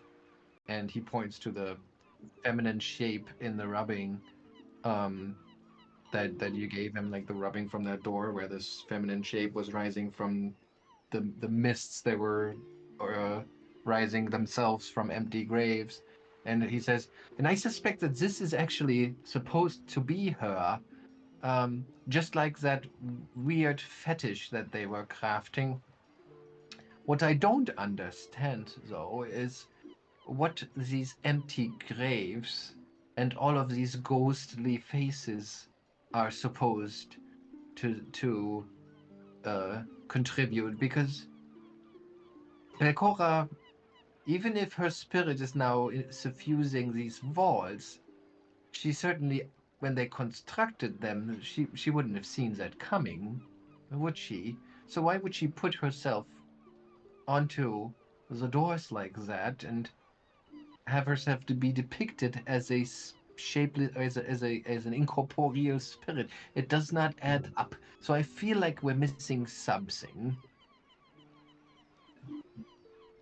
Someone also like starts pondering it and tries to make a connection to, well, I mean, at least I can guess about the open grace part, because I should take a nod in general direction of a gauntlet. Like that cursed light that shines from that lighthouse certainly can open some graves. True, and it could be simply a metaphor that it fuels her power to wield this Yeah. weapon. But it seems to be much more literal than that, seeing that she takes shape of the spirits rising from those graves. Mm-hmm. Well, I don't. maybe she was seeking to upgrade herself from just a powerful witched into, I don't know. Oh. The Lich Witch? Possible. Unheard of, as far as I know. Not even Baba Yaga would do that to herself, but Baba Yaga is smarter than that. indeed. Well, certainly right now this is all just idle theory, but if you find any more evidence pointing in any sort of direction, I'd be You'll have happy to them. And I wonder if maybe you think that it's time for me to head out to Absalom and maybe see if I can unearth any additional information about the imagery that you've been providing to me. Because remember that skull with the chains and the moss? Mm-hmm. Yes, We've seen it. We've seen it repeatedly now in the vaults, and we have no idea what it is supposed to mean. Mm-hmm. I feel like there may be a missing piece here. Well, yeah, if you find some people in Absalom who are willing to help us out, please send them our way. I mean, we probably really could use some extra hands down there. It's a mess. I doubt that any scholars from Absalom would be willing to brave the vaults the way that you are, but I'm certainly going to point their wisdom your way. Maybe some, I don't know, a known wizard from Carvosa passing by, maybe he could get interested, you know. We'll see. Maybe when one of you dies.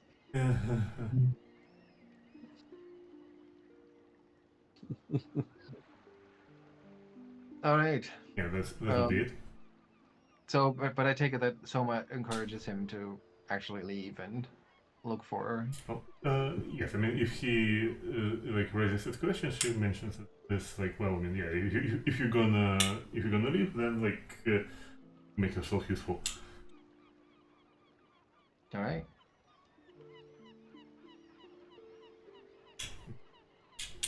All right. Yeah. And he says, all right, he'll just take care of his affairs here and then pack up and head to Absalom for a little while. And he'll return as soon as he can once he learns any additional information. All right. Anything you guys want to do today?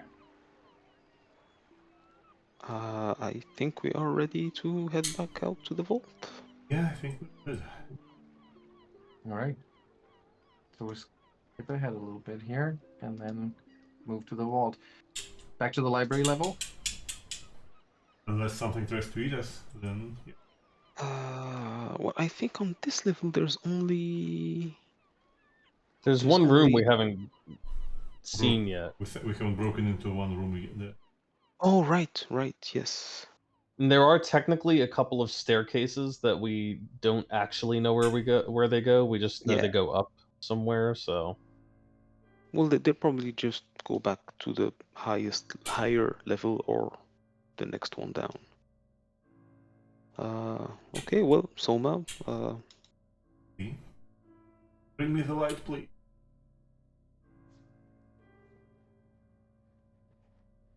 And Right. But even in the darkness where you stand in that hallway, you see no fire, no ghostly shimmer in that chamber at the end of the hallway. So did it work? Did it? Well, maybe they're just baiting you.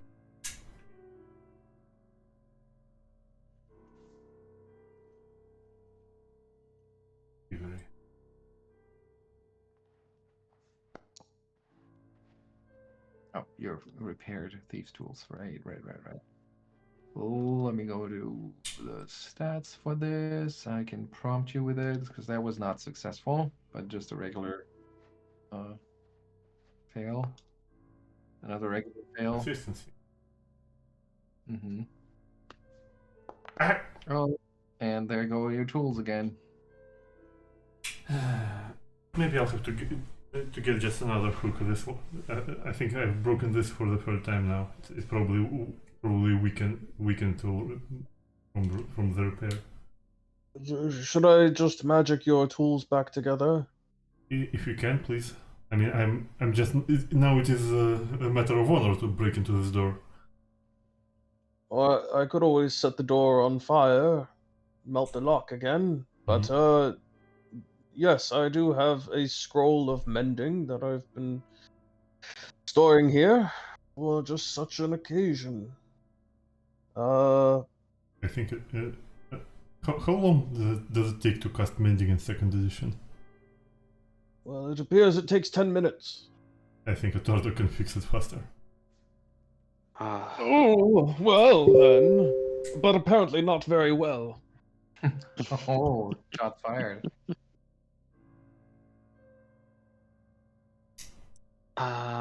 sure, Ottardo can take a look at those and fail. Yeah, I guess magic it is today. Okay. Lucca's just leaning against the wall there, his arms crossed. So, Have you finished yet, Ottardo? Are they fixed? No, they are not. Well, then perhaps the slower but surer method might be useful. Fair Nice. then.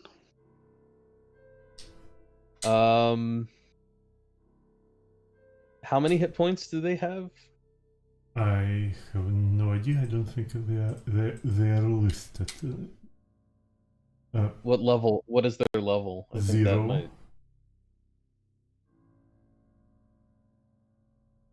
Would it be safe to assume that 5 hit points would repair them? Yes, I suppose so. Yeah. In that case, I'll prepare the first level scroll of mending, and 10 minutes. Cast it. Is it going to cast? No? Do I have to click it in a funny way?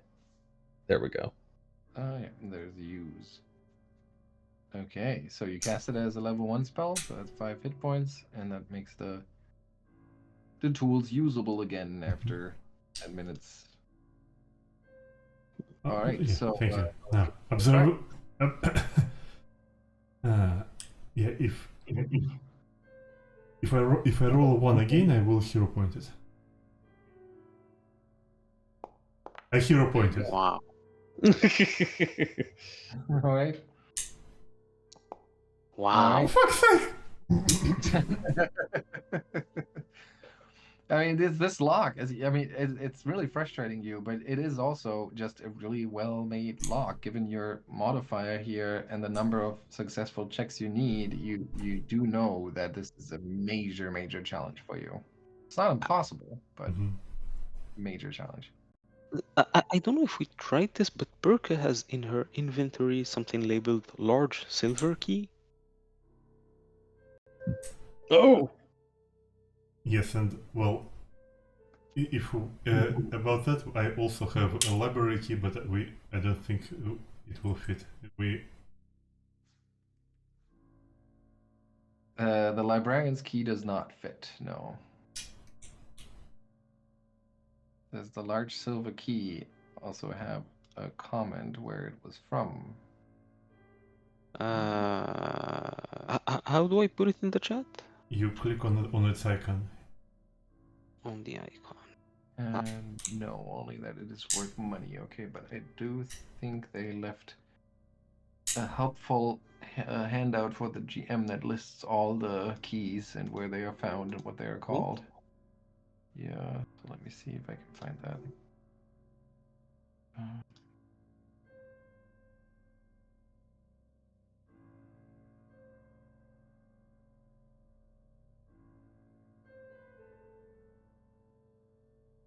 would have just put the room in the description though. Dude. Okay, that's not where it is.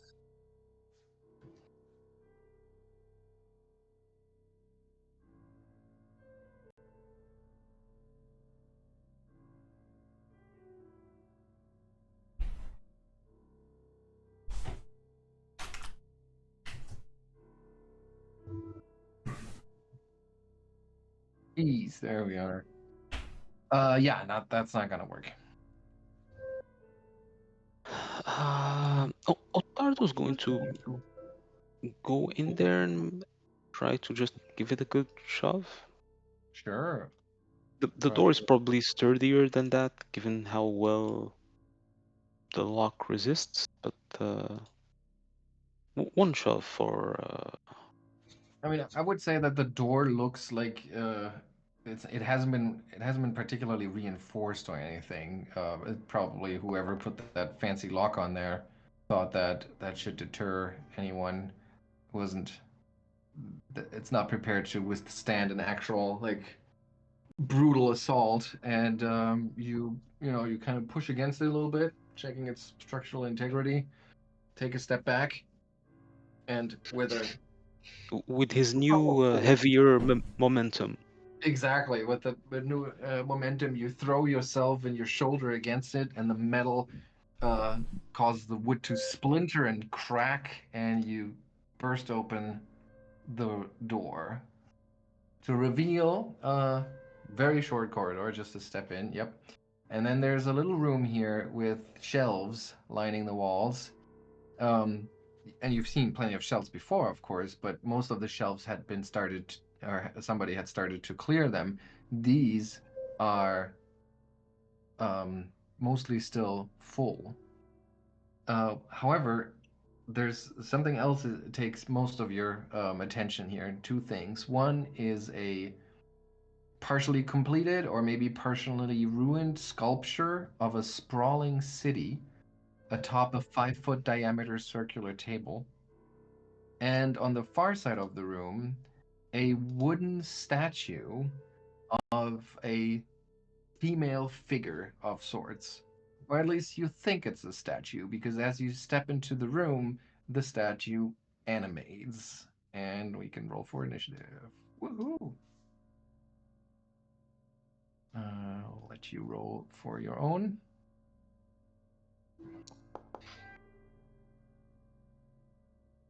And I definitely want to show you the art of this wonderful golem. There we are. Oh, Looks a bit like a dryad or something like that. Yeah, I was thinking that too. It's like looks less like a golem and more like an actual wood elemental creature. All right. Here we go. Encounter starts. And the golem actually beat your initiatives by a lot, and it's going to get started here. Let me see. The first thing it does. Okay, the first thing it does is it just strides, animates, and it strides up towards you. 1, 2, and then it lashes out at you using its fists once, critically hitting for 46 points of damage. oh dear. And then following up with a second fist, whoosh, critically missing. And that's its turn. Am I doing this correctly? Does it have any... Seeing those numbers always makes me question if I'm doing it correctly, but it's just how brutal this game is. Yep, okay, that was its turn. Soma. Ottardo enters and just gets brutalized by the animated statue. Inspire defense first, then make it lingering second.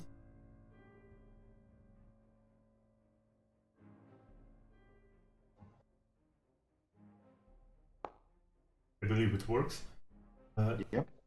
And for my final trick, I'm using my second spell at second level slot to cast Soothe on Ottardo. So he doesn't die. Nice. Gets 20 back. Okay. Next. Birke.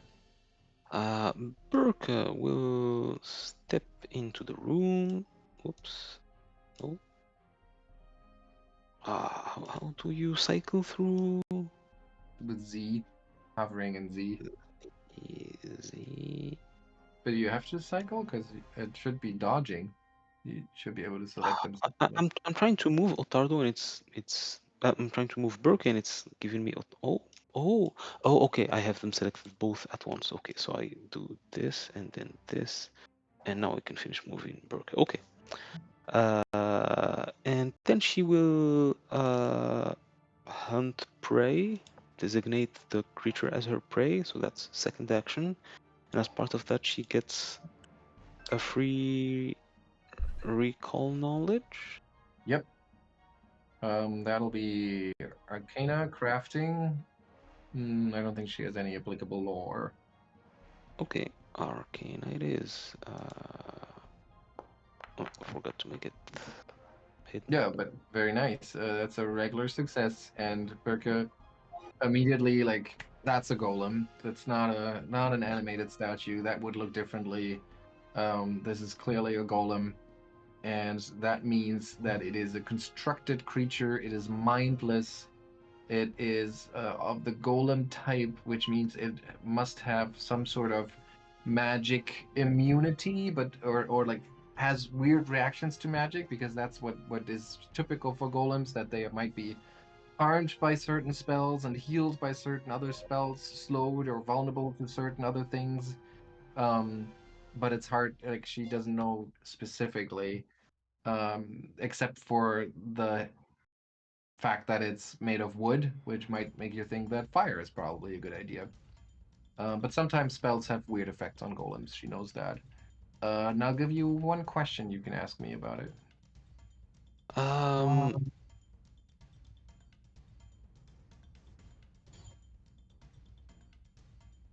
Any special attacks? Yes. So she scans the creature and she notices oh, that wood looks very dry and splintery, and you would expect that when you actually try to hurt or hack at it, that it might send some splinters flying, which could potentially be dangerous. Okay, and for her last action, she is going to take a swing at the thing. All right, let's see. That's a hit. She does some damage. But the thing is surprisingly hard. The wood must be magically hardened in some way. And then what happens is exactly what she feared. As she strikes the creature, a jagged, sizable splinter of wood kind of lances out from the wound, or the site of damage, and goes flying towards Ottardo, who gets hit by it and takes 13 points of damage. Birke turn. And that was Birke's turn. Lucca. Lucca will step up. We have inspired defense, right? Yeah. Keep on stepping so that he gets out of the square here. Does he have a clear shot from here? Yep, if you choose the corner, yep. Okay. Yeah. Well, he heard Birka saying something about fire, maybe, and well, that's his solution to most things anyway. So he's gonna test that theory. All right, let's see.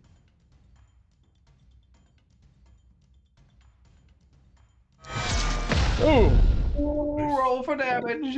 That might be incredibly good.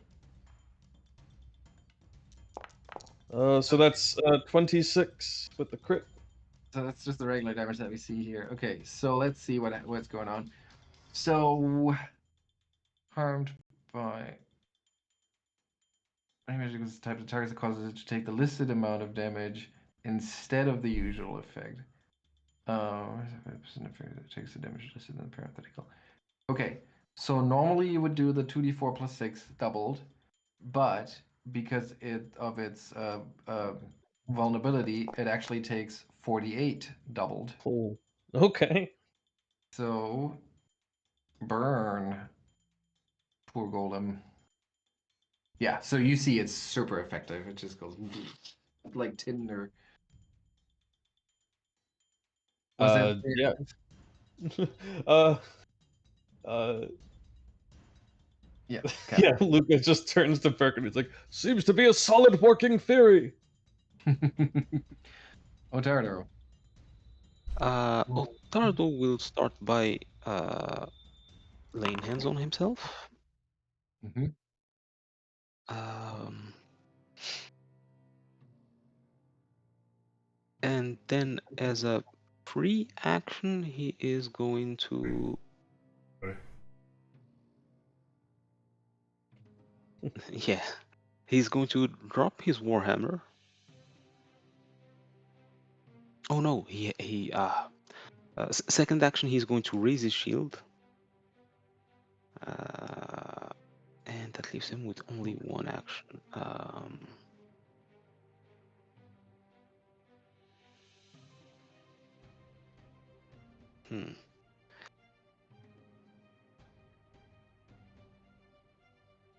I guess he'll take one whack at this thing Okay. and miss. And you miss. All right. Then the thing's turn comes up. The source of fire damage is behind Ottardo, so it basically just has one path to go here. And that leads through Ottardo, so it's gonna bash at you. Like I said, it's mindless. It's pretty obvious because it's taken this fire damage without as much of a flinch. It's not making any sounds. It's just single-mindedly, like almost like an automaton, just smashing its way through. Ooh, 32 is a hit, and that's 21 points of damage. Oh. Give me 1 second here. Sure. Oh, this is weird. Why do I not see my shield stats? Let me just attempt to shield it and then grow it. Why is it not showing me? It says your shield bash. Maybe you are using the wrong thing. Oh, right. Oh yeah, I was in the attacks. And in armor... Oh, okay, I see the shield was set to drop. I guess last time he went unconscious, it was dropped. Okay, so now we see it. Will he block that? 21. He will shield block that. So block and then damage. Okay. 13 points make it through, and then it follows up with another fist. Critically, 30 points. Could be worse. Well, Still enough? I don't. Ooh. Yeah. Ottardo goes down. I don't think it could. I don't think it could be worse because, it straight at dying too. Right. So it knocks Ottardo out, and then it steps forward, and it's like right in your face, Lucca. It's over life size of a human figure, so it's towering over you. Soma. Well, I will have to convince Sortardo that dying is only in his head because I'm going to burn another suit. All right. You're not actually dying. Nice. Very nice. 25. Third action? Ugh. That thing is mindless. Fire defense work for another 2 rounds. So I guess I'll also raise shield, just... Alright. And then it's Birke's turn. Birke. So the thing in the middle, you said it was a carving Yeah, of it looks something. like I mean, obviously you can only take a quick glance at it, but it looks like it's a partially completed or maybe partially ruined sculpture of some kind of city, pretty big city. Would Birke be able to stand there? Well, she might break it if she does so. It's a Mm. fairly intricate sculpture. Okay, well, she's going to. Technically, this square is open. It's just that the sharing squares makes it look. Oh no, never mind. I take it all back. Yeah. I'm confused. Yeah.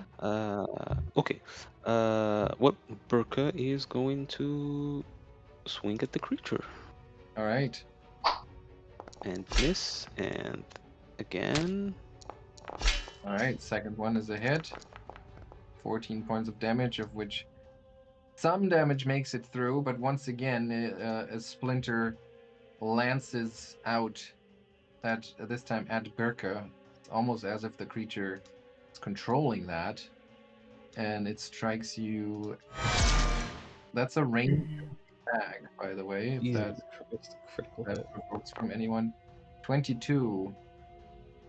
Yes, I take my attack of opportunity. And that was Birke's second action. Okay. That should be 21 because it still has the resistance from the defense. Oh yes. Okay. Plus 1 here. It's a bit pedantic, but at this point, every hit point counts. Makes a Yep. difference for sure. Third action. Third action. I'm trying to check quickly.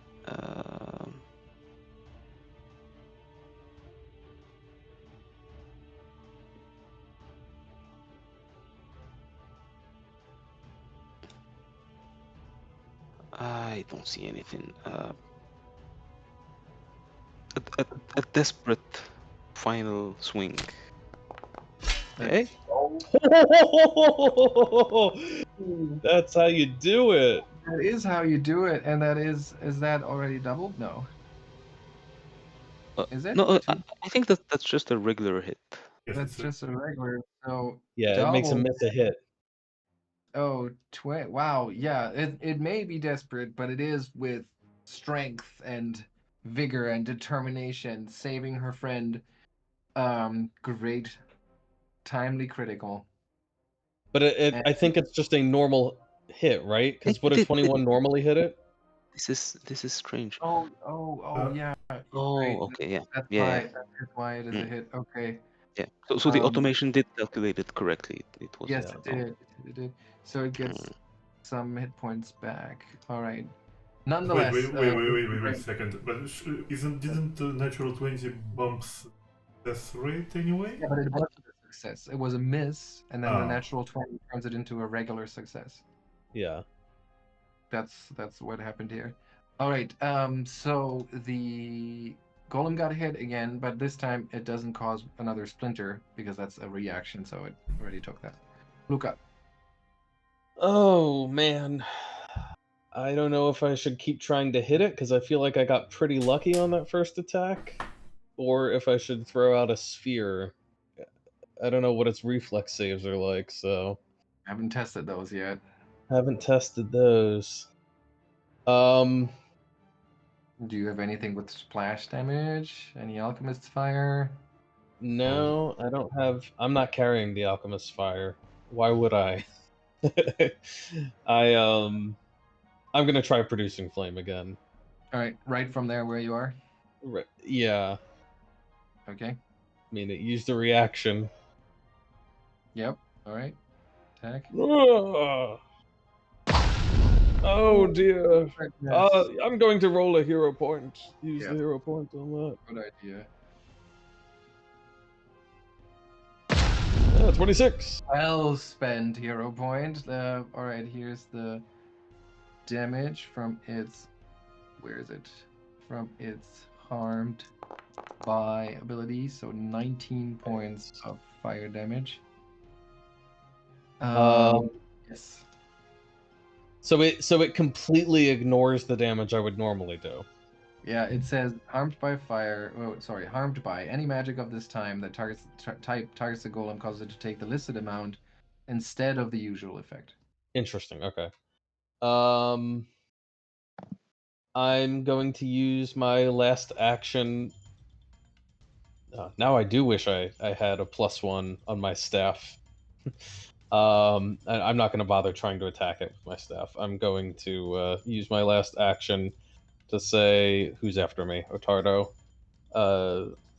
Say, Ottardo, help me finish this thing. Okay, and you, Ottardo, you're prone. The thing is standing over you. It is clearly, only on its last legs, crumbling. Large part of it already charcoal. Ottardo is going to reach out and grab his warhammer, Action 1, okay. and then he is going to stand up from prone, but then he's sharing the square. Can he like You have to step move to the up. side? Yeah, you have to Well, move as an action, crawl as an action for 5 feet, and then get up, and that's your turn. wow. All Damn, right. I should have given it to Souma.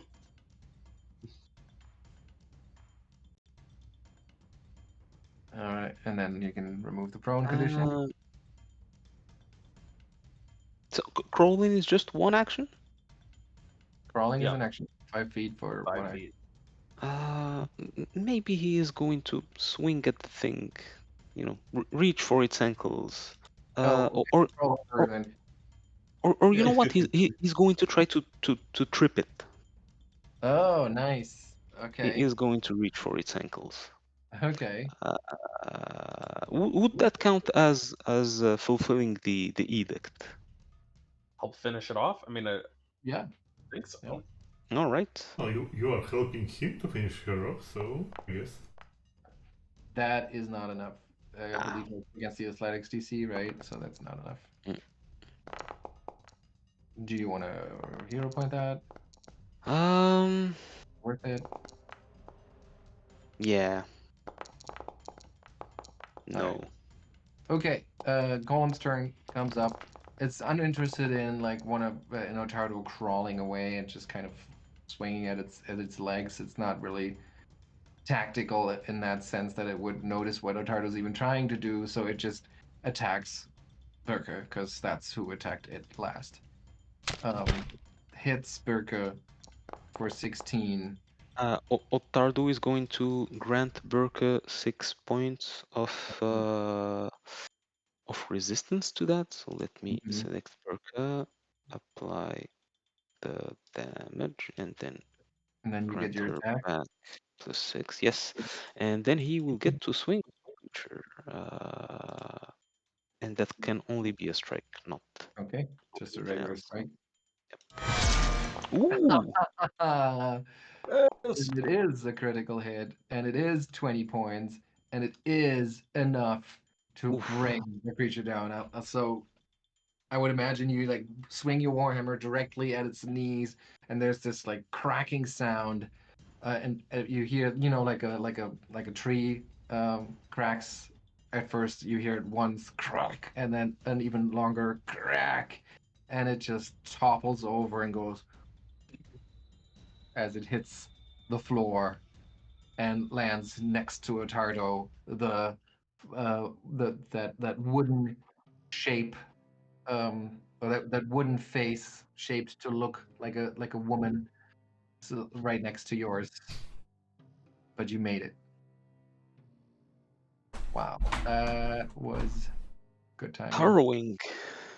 Yeah. Yeah. So, Good job. what what did we Hold on, almost die for? Hold on. That is 80 XP for each of you. Oh, no, no, wonderful. Take it. That felt like it should be more than 80. Well, it's just a single creature, and it's not like anyone died. Yeah. You just want to dying too, that's all. And Wood I had golem. and had a bunch of crits. And not because of +10, but just because of 20s, I think.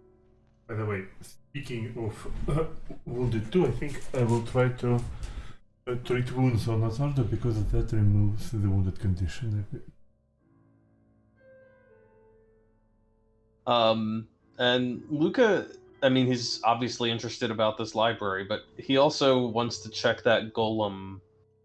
I'm sure Birke is interested in it as well to see if it's powered by a crystal the same way that the other little construct was. Yeah, so you carefully check the golem's remains, but it really only seems to be wood, and I mean it's magically altered, but there's no crystal, nothing of the sort. No, sorry, Birke, it's wood all the way through.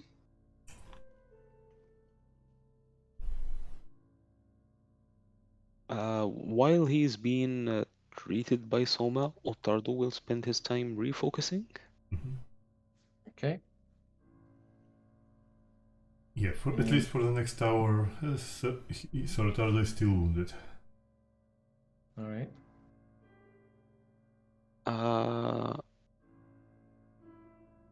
It'd be worth taking the time to allow him to lay his hands upon himself and others.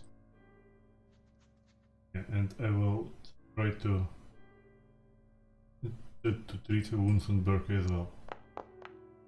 All right, that's And succeeded. she retains 2 hit points. And I will use the time to refocus. And Soma, I'll let you do a society check since you're investigating in your exploration activity.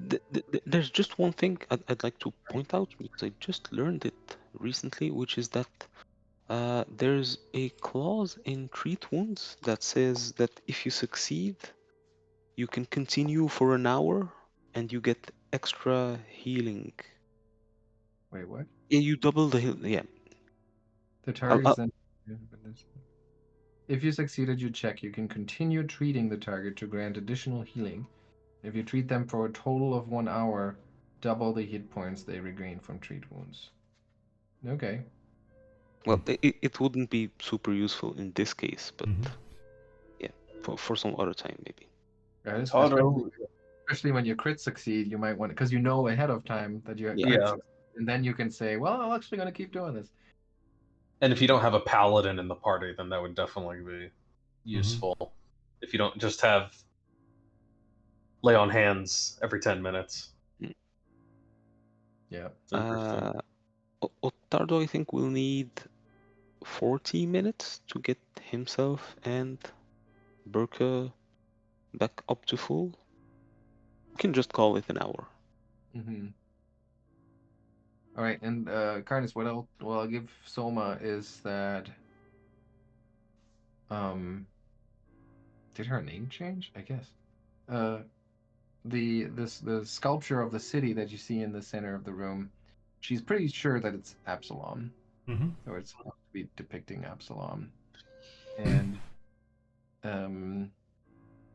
it looks like the city is purposefully depicted as having suffered heavy damage in several areas.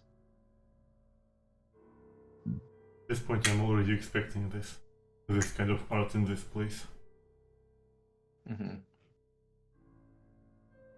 Bilkora seemed to have a certain theme to her obsession. Mm-hmm.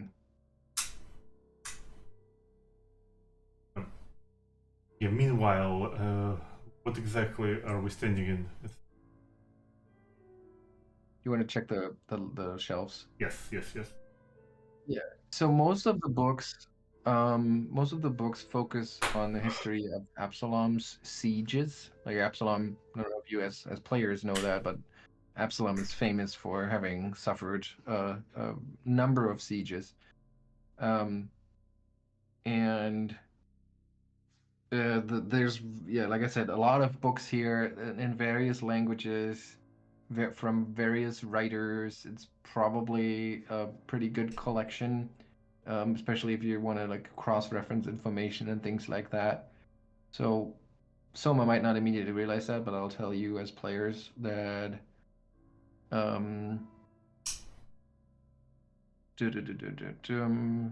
no, actually, one thing she realizes herself, which is she might pick out a random book off the shelf and just look through the pages, and she learns that it's actually heavy annotated. And she picks out another one, and again, like lots of notes scribbled on the margins. And it looks like just by kind of picking a couple of the books out and looking at what the previous researcher was doing here, it looks like they were using the books to catalog the failures of prior sieges and kind of analyze the city's response to various exterior threats, and all in the interest of ensuring the success of a new siege. Again, there's plenty of books here, and they can be used to aid in investigation on the history of sieges of Absalom, giving you a +1 item bonus to relevant skill checks. And of course, Molibent would most probably be very interested in that stuff here, and there's plenty to go around. 4 bulk in total. Yeah, I'm sure the moment we actually tell them, we'll find a mighty need of making research into Absalom sieges. Well, I mean, they will still be there. They'll be in his collection. Yes, we should sell them to him on the condition that we can borrow them at any time, for Yeah. any duration required.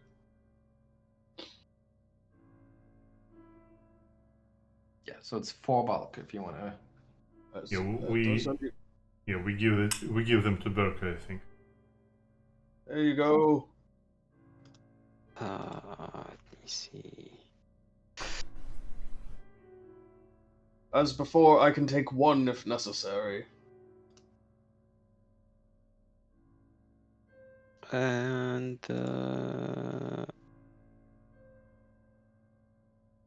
you actually might have to. No, I think Ottardo can carry that. Yeah, but he's now at the limit. Yeah. Okay.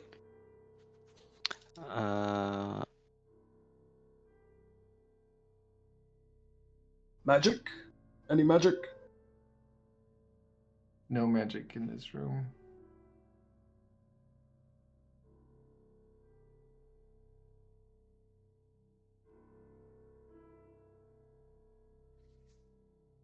Well, then perhaps we ought to push on. I think so. I know we have opened most doors in this place, but there are a couple of unexplored chambers. And plenty of staircases. And a couple of staircases. Do we want to deal with the creature that was in the little reading room? I'm not Well, there was an unopened door in there. I am most curious what lies beyond it. I would prefer not to have to kill the thing, but in the event that it becomes necessary, I'm sure it would do no better to us, given the opportunity. I think it was up here. The creature. Oh, you mean a completely different room? Yes. What creature was in there? A small, tiny thing that we couldn't something- see. Yeah, something invisible, or maybe too small. Oh, wait, there was something invisible?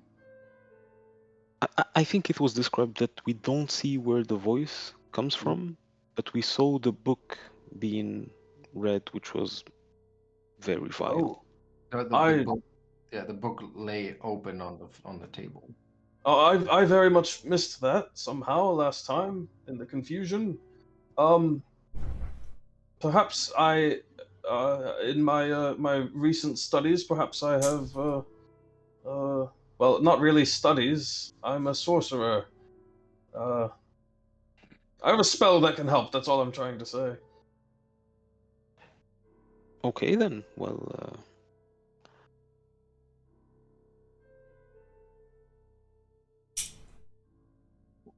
Well.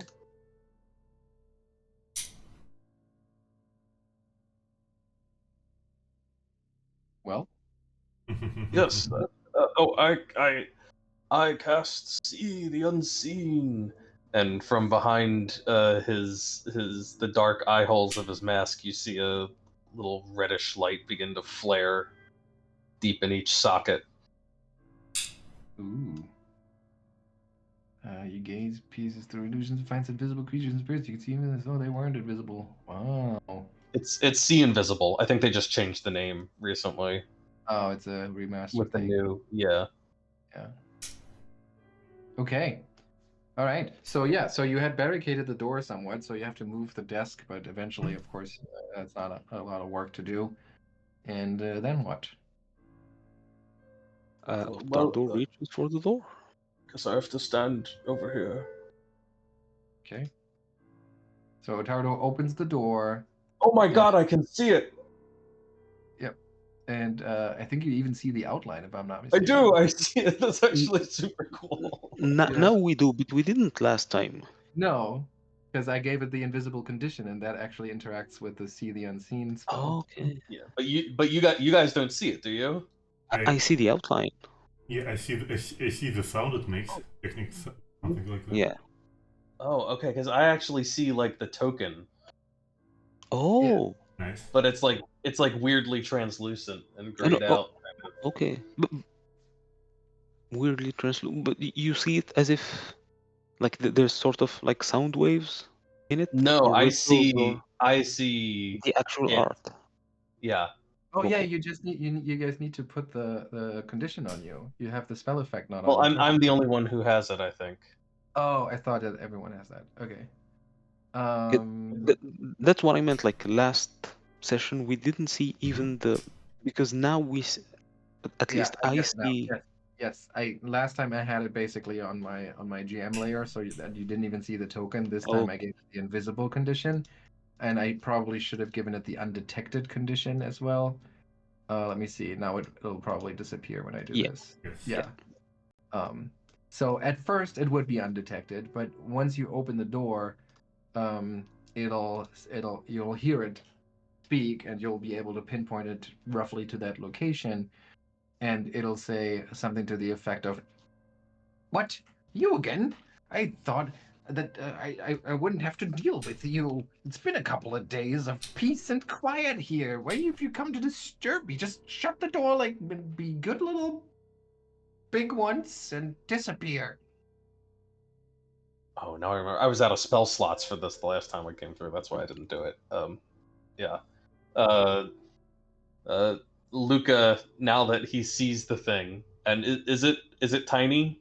It is tiny. Where's the? No, it is small. Yeah, it's small, and it's kind of lounging in that one of those chairs. It's a lot less intimidating when you can see it. Not that he actually knows anything about it. Maybe a recall knowledge check. Can he? Just from the, I mean, you see its outline. The features are blurred. Difficulty identify. You could do it, but at a harder difficulty. They're concealed. Okay. All right. What should I roll? That would be nature, or do you have any Fey related lore? No. Yeah, nature. Devils and spirits. Okay, nature. Whispered. Blind. Well, I'll say that the silhouette, reminds you of a Fey. You see the pointy ears, you see the insectoid wings, you see a very slender humanoid body, and that makes you think be some kind of Fey, but you have no idea which one. Yeah, Lucas says, "It's not a ghost, some sort of Fey-like being." And he's going to stride into the room, and he's going to say, "Now see here, you little runt. We have no interest in disturbing your reading time, but we must be on our way through this room. So you can either shut up and abide our passing for a mere matter of seconds, or you can get what for." you're talking to, you little... And then we'll begin the encounter. Who are you calling little? Great. You big rube. And I'll let you roll your initiatives. Can I try to intimidate him with that? You can roll intimidate as your initiative. Nice. Okay, I'll take it.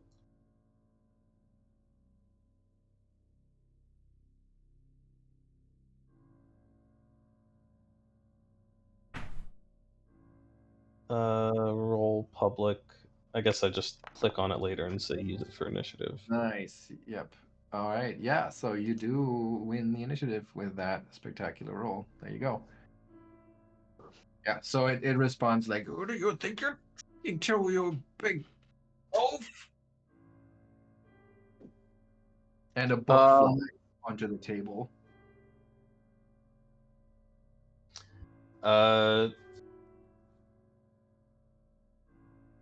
Yeah. He's been reading a book. This is sitting on the table now. Yeah, I mean, he was holding onto it, so it was invisible. But then now he tosses it onto the table, and it becomes visible. Okay.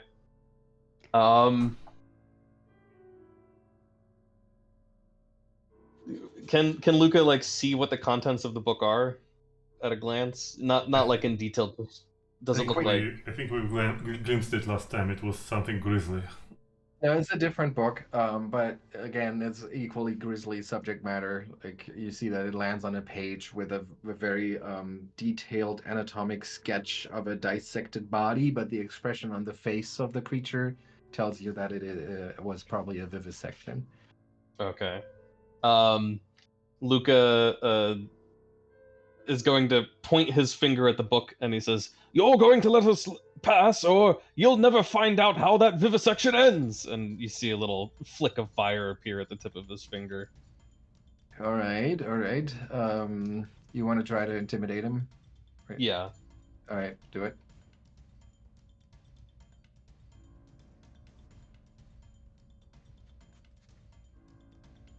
Oh, let me target him. Let's see if that works. It did not do what I thought it would do. This is just a 20. It's also not a success. Okay. All right. That was action 1. Okay. He can see that this guy is completely unfazed. And he's like, "Oh, sod it," and he'll.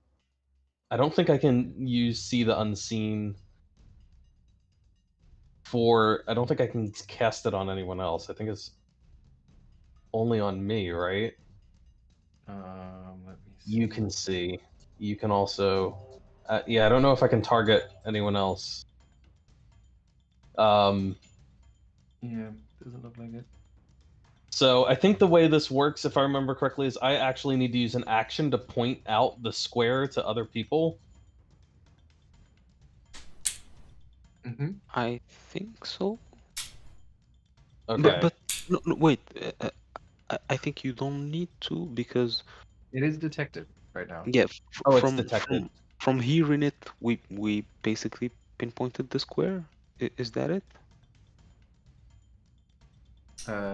You have pinpointed the square right now, yes.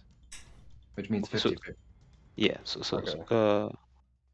I don't think it's 50-50. It's DC 5 uh if it's just hidden.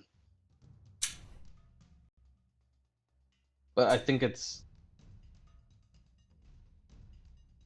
concealed. Is it hidden? It doesn't It is- matter. I'm going to command it for my next 2 actions. If I don't need to point out where it is, I'm just going to yell at it and say, "You just keep lounging there. Stay put and let us pass." And he's essentially commanding it to be prone. All right. Let's see that. We'll save. Crit success. Which means unaffected. All right, that was your turn, and it just you can see it like dart back and forth in its square, of course, and it's flustered, it's upset, it is offended, and it doesn't listen. Ottardo. We'll delay until right after Soma. All right, Soma. Ah. Well, suppose we are not immediately attacking him yet, right? Let's do once more our defense. Okay. I don't think I'm gonna need to make it. I don't think I'm gonna make it lingering, so I'll just move here and raise a shield. I wanted to try to shoot this guy with shining bullets, but I'll wait until he tries to actually kill us first.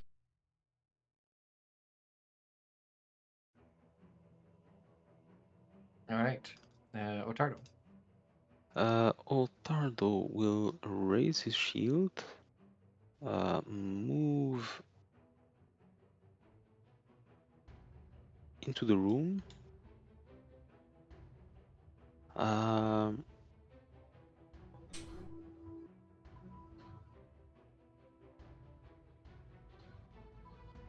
And lastly, he will attempt to enter his stance, Okay. saying that even if we can't see you, we can deal with you. And that doesn't seem to impress anyone. He doesn't seem to be very convincing with that because not being able to see them is a big disadvantage. All right, and then its turn comes up, and it has this like screechy voice, and it says,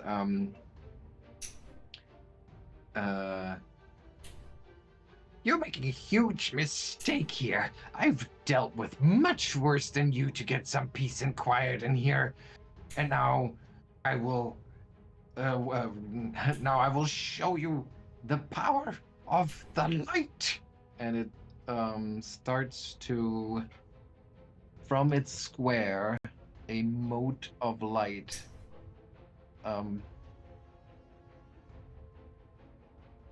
flares up, and that is actually a targeted thing. So I guess it's gonna target Lucca first, because Lucca was throwing around the big words. And it critically hits. And Lucca falls to the ground in a pile. Oh. Nice. Collapse. You collapse into a pile of bones, mitigating the worst of the damage you would have taken. Triggering attack deals only the amount it would deal on a hit. Alright, okay, so it looks for a second as if the light was blasting Lucca, and if you worry probably because like light and undeath and all of those connotations. But the bones take 9 points of damage. Let me see what that is. It is just magical damage. Okay, so you took damage from it, so I also need you to make this will save here.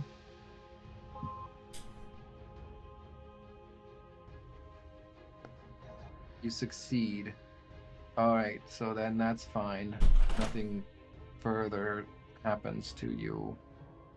But no, that is this effect. Okay. So that's that. Lucca is a pile of bones, so he thinks probably he's like, "See, I have vanquished you." And then he turns his attention towards Ottardo and flares up another mote of light. But that one kind of like flashes past you. And then let's see. You still had Lucca targeted. I still had Lucca targeted, but I think it does make a difference. And then let's see if you notice that. Yes, but then you feel a scratch at your calves as some kind of claw strikes out at you. Wait, just a second. Oh, okay. The attack roll is 25, right? Yes, yep. Does it ignore? Well, because Some- yeah, I assume because it's hidden that you can't shield block and stuff. You are. Oh, what is- if it's invisible, I must be flat-footed to it. I guess. you are I- yeah, you Is are that off it? guard. Okay. Off Yep. guard. Yeah. Okay. Yeah. To go with the new Yeah. vocabulary. So that's also why it gets a sneak attack. So it's 13 points of damage in total just from. Can Ottardo block that? I don't think so because it would have to take a reaction, and if you're off guard, I would assume that you cannot react to that. But flat-footed is what it's still called on the official, I guess. Flat-footed.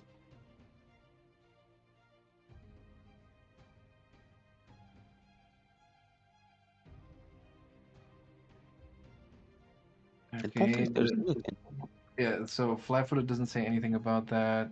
Shield block.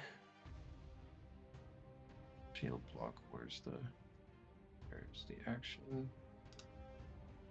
Snap your shield and ward off. Yeah, I guess maybe you can do it. It's kind of weird, but unless there's a general rule for reactions that says that you cannot take a reaction, then I think you're okay. Okay then. He Yep. will do so.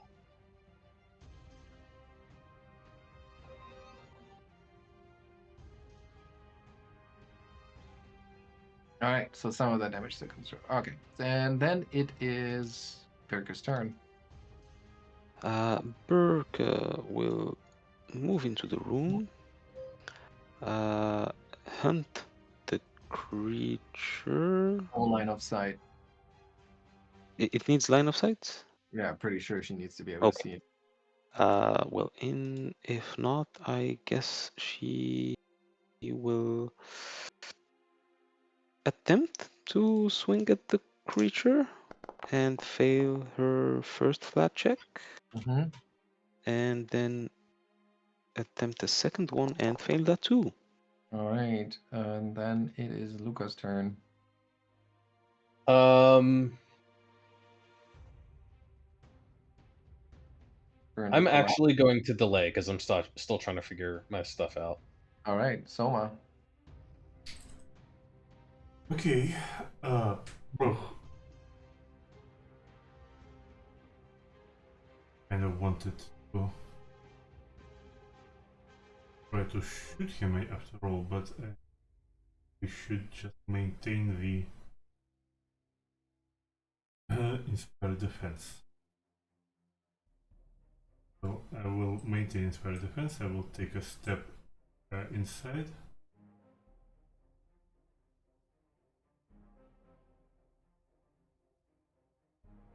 Where is my again?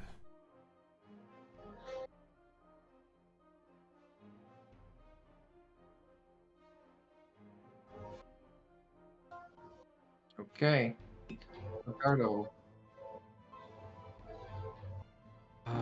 Ottardo will raise his shield and attempt to strike the creature. And fail his flat check, and a second time. And now he can attempt to strike it. I forgot to target. All right, 21 is a miss. Ow. Is that it? Yep. Okay, Lucca, do you want to take your turn now? I am actually gonna delay until after it, I think. Okay. Then it does take its turn, and it's giggling joyfully as all of you are just kind of like, hitting left and missing left and right, and goes, "You don't even see me!" And then let's see, it will do an action to move, which I believe means that it will take a stealth check. And that should sufficiently avoid all of your perception DCs, so I think that at this point it is undetected again for everyone except Lucca, who can simply just see it. And then what? And then Ottardo gets clawed once again. 8 points of damage. Which he is going to block again. Okay. And another, that's a miss. And I'm going to say that that makes it detected for or hidden for you, because you can pinpoint where that was coming from again. And as a free action, you can point it out to everyone else. So it's basically now hidden for everyone again. Okay, Lucca.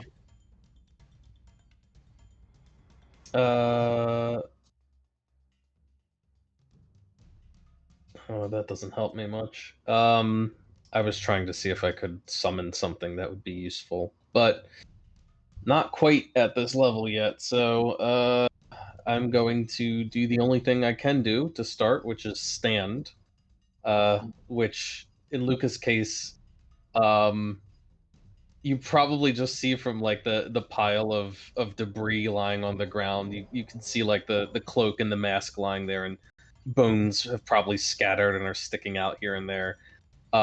You just see Lucca's skull rise up from the ground and float up to head height on its own.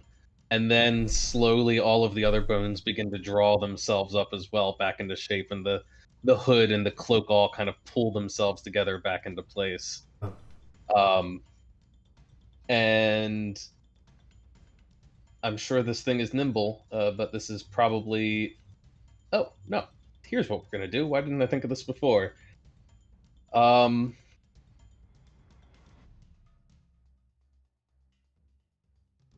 I'm going to try to dispel it. Ooh, yeah. Counteract the invisibility. Let's see. Counteract. Target it. I don't actually know if it knows what to target for a counteract, but I'm just gonna roll. It's a 24. Yeah, I don't either. Counteracting the DC. If the spell uses the caster's DC, the caster is something something. Okay, so this is weird. This is very weird. There's a DC here. I'm going to use that one. And that's enough. So, or is it? I'm somewhat torn if it is possible to make it visible, but I'll let you do it for now, and I'm gonna have to look that up. Because there's such a thing as natural invisibility, so I don't know. Right. Yeah, I don't know how that interacts with it, so.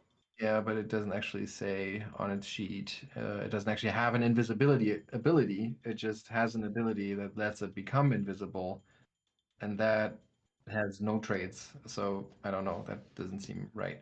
Anyway, so I'll say you make it visible, and it appears, and you see that it is this small creature.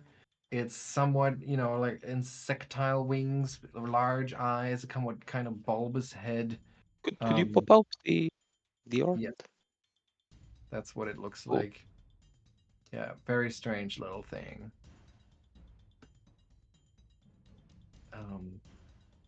Okay, so that was good. Great. All right. That's 2 actions. Do you have a final action?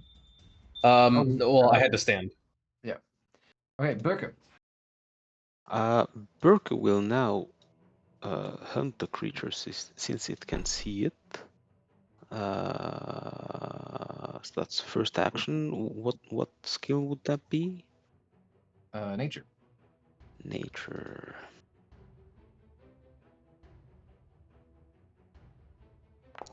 Yes, she agrees. This is a fae, and this is what is known as a lurker in light. It's a malicious and strange fae. They slaughter and cause mischief that just seems to be only for their own entertainment. For some reason, they particularly don't like dwarfs and gnomes and creatures who live in darkness. They show a wicked and sadistic sense of humor, and of course, having ties to the First World as a Fey creatures. But they are particularly fond of invading the Shadow Plane to bring light to those who dwell there, not to help, but to spread misery and pain among those to whom light is agonizing. And I'll give you 2 questions. Weaknesses? Weakness to cold iron. Okay. Well, yeah, obviously from Fae. And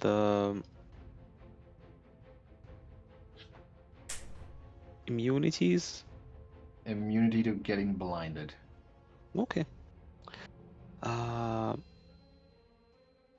Well, Birke does not have any cold iron weapons, but she does have a big hunk of steel. Time to use it. That's a hit. And that's a good amount of damage, and most of that goes through. And then she misses with the second attack.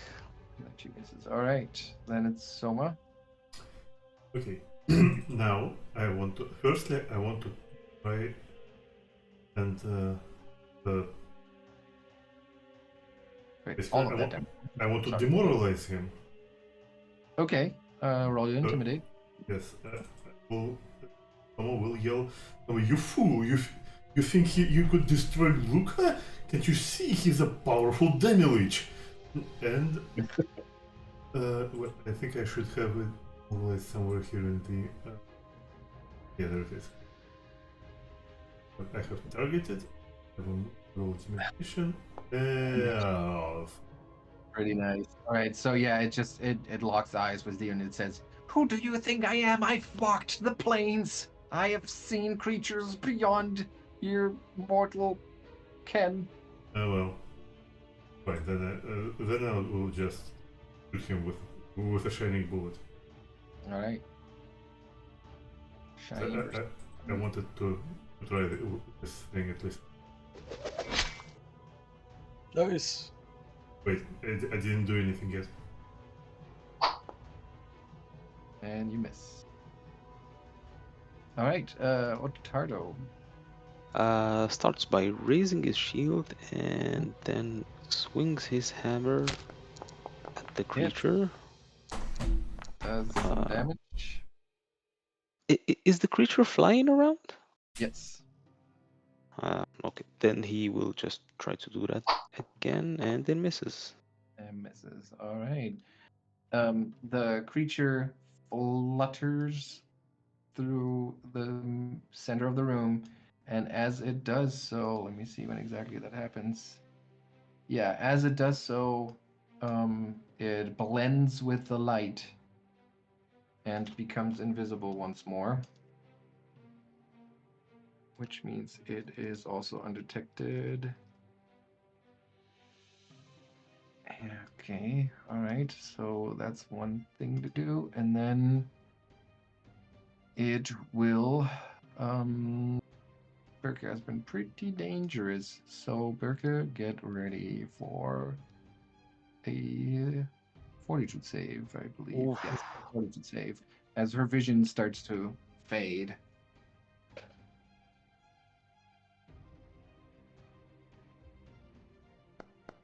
Yeah, and Oh no. first it Yikes. just flickers a little bit, but then it cuts out. Does she have a hero point? She actually does, yeah. Might be a good time to do it. Oh. Alright. Even worse. So yeah, she's blinded. And things go dark. And with that, I think we're gonna have to put a pin in it, because I'm gonna have to run and start making dinner. And this is my turn. Okay. Yes, it was. Invisibility always is challenging to deal with. All right, that was cool though. That's really the Foundry way of doing it, with Well, actually being able to differentiate yeah, between all of that's these. the most impressive that it actually works. Yeah. And because- I guess the only thing that's not working is that you have it specific to each player. You know, because it could it's theoretically possible that somebody would be able to detect it and somebody else doesn't know it yet. So that's pretty damn cool. All right. Yeah. Thanks, everyone.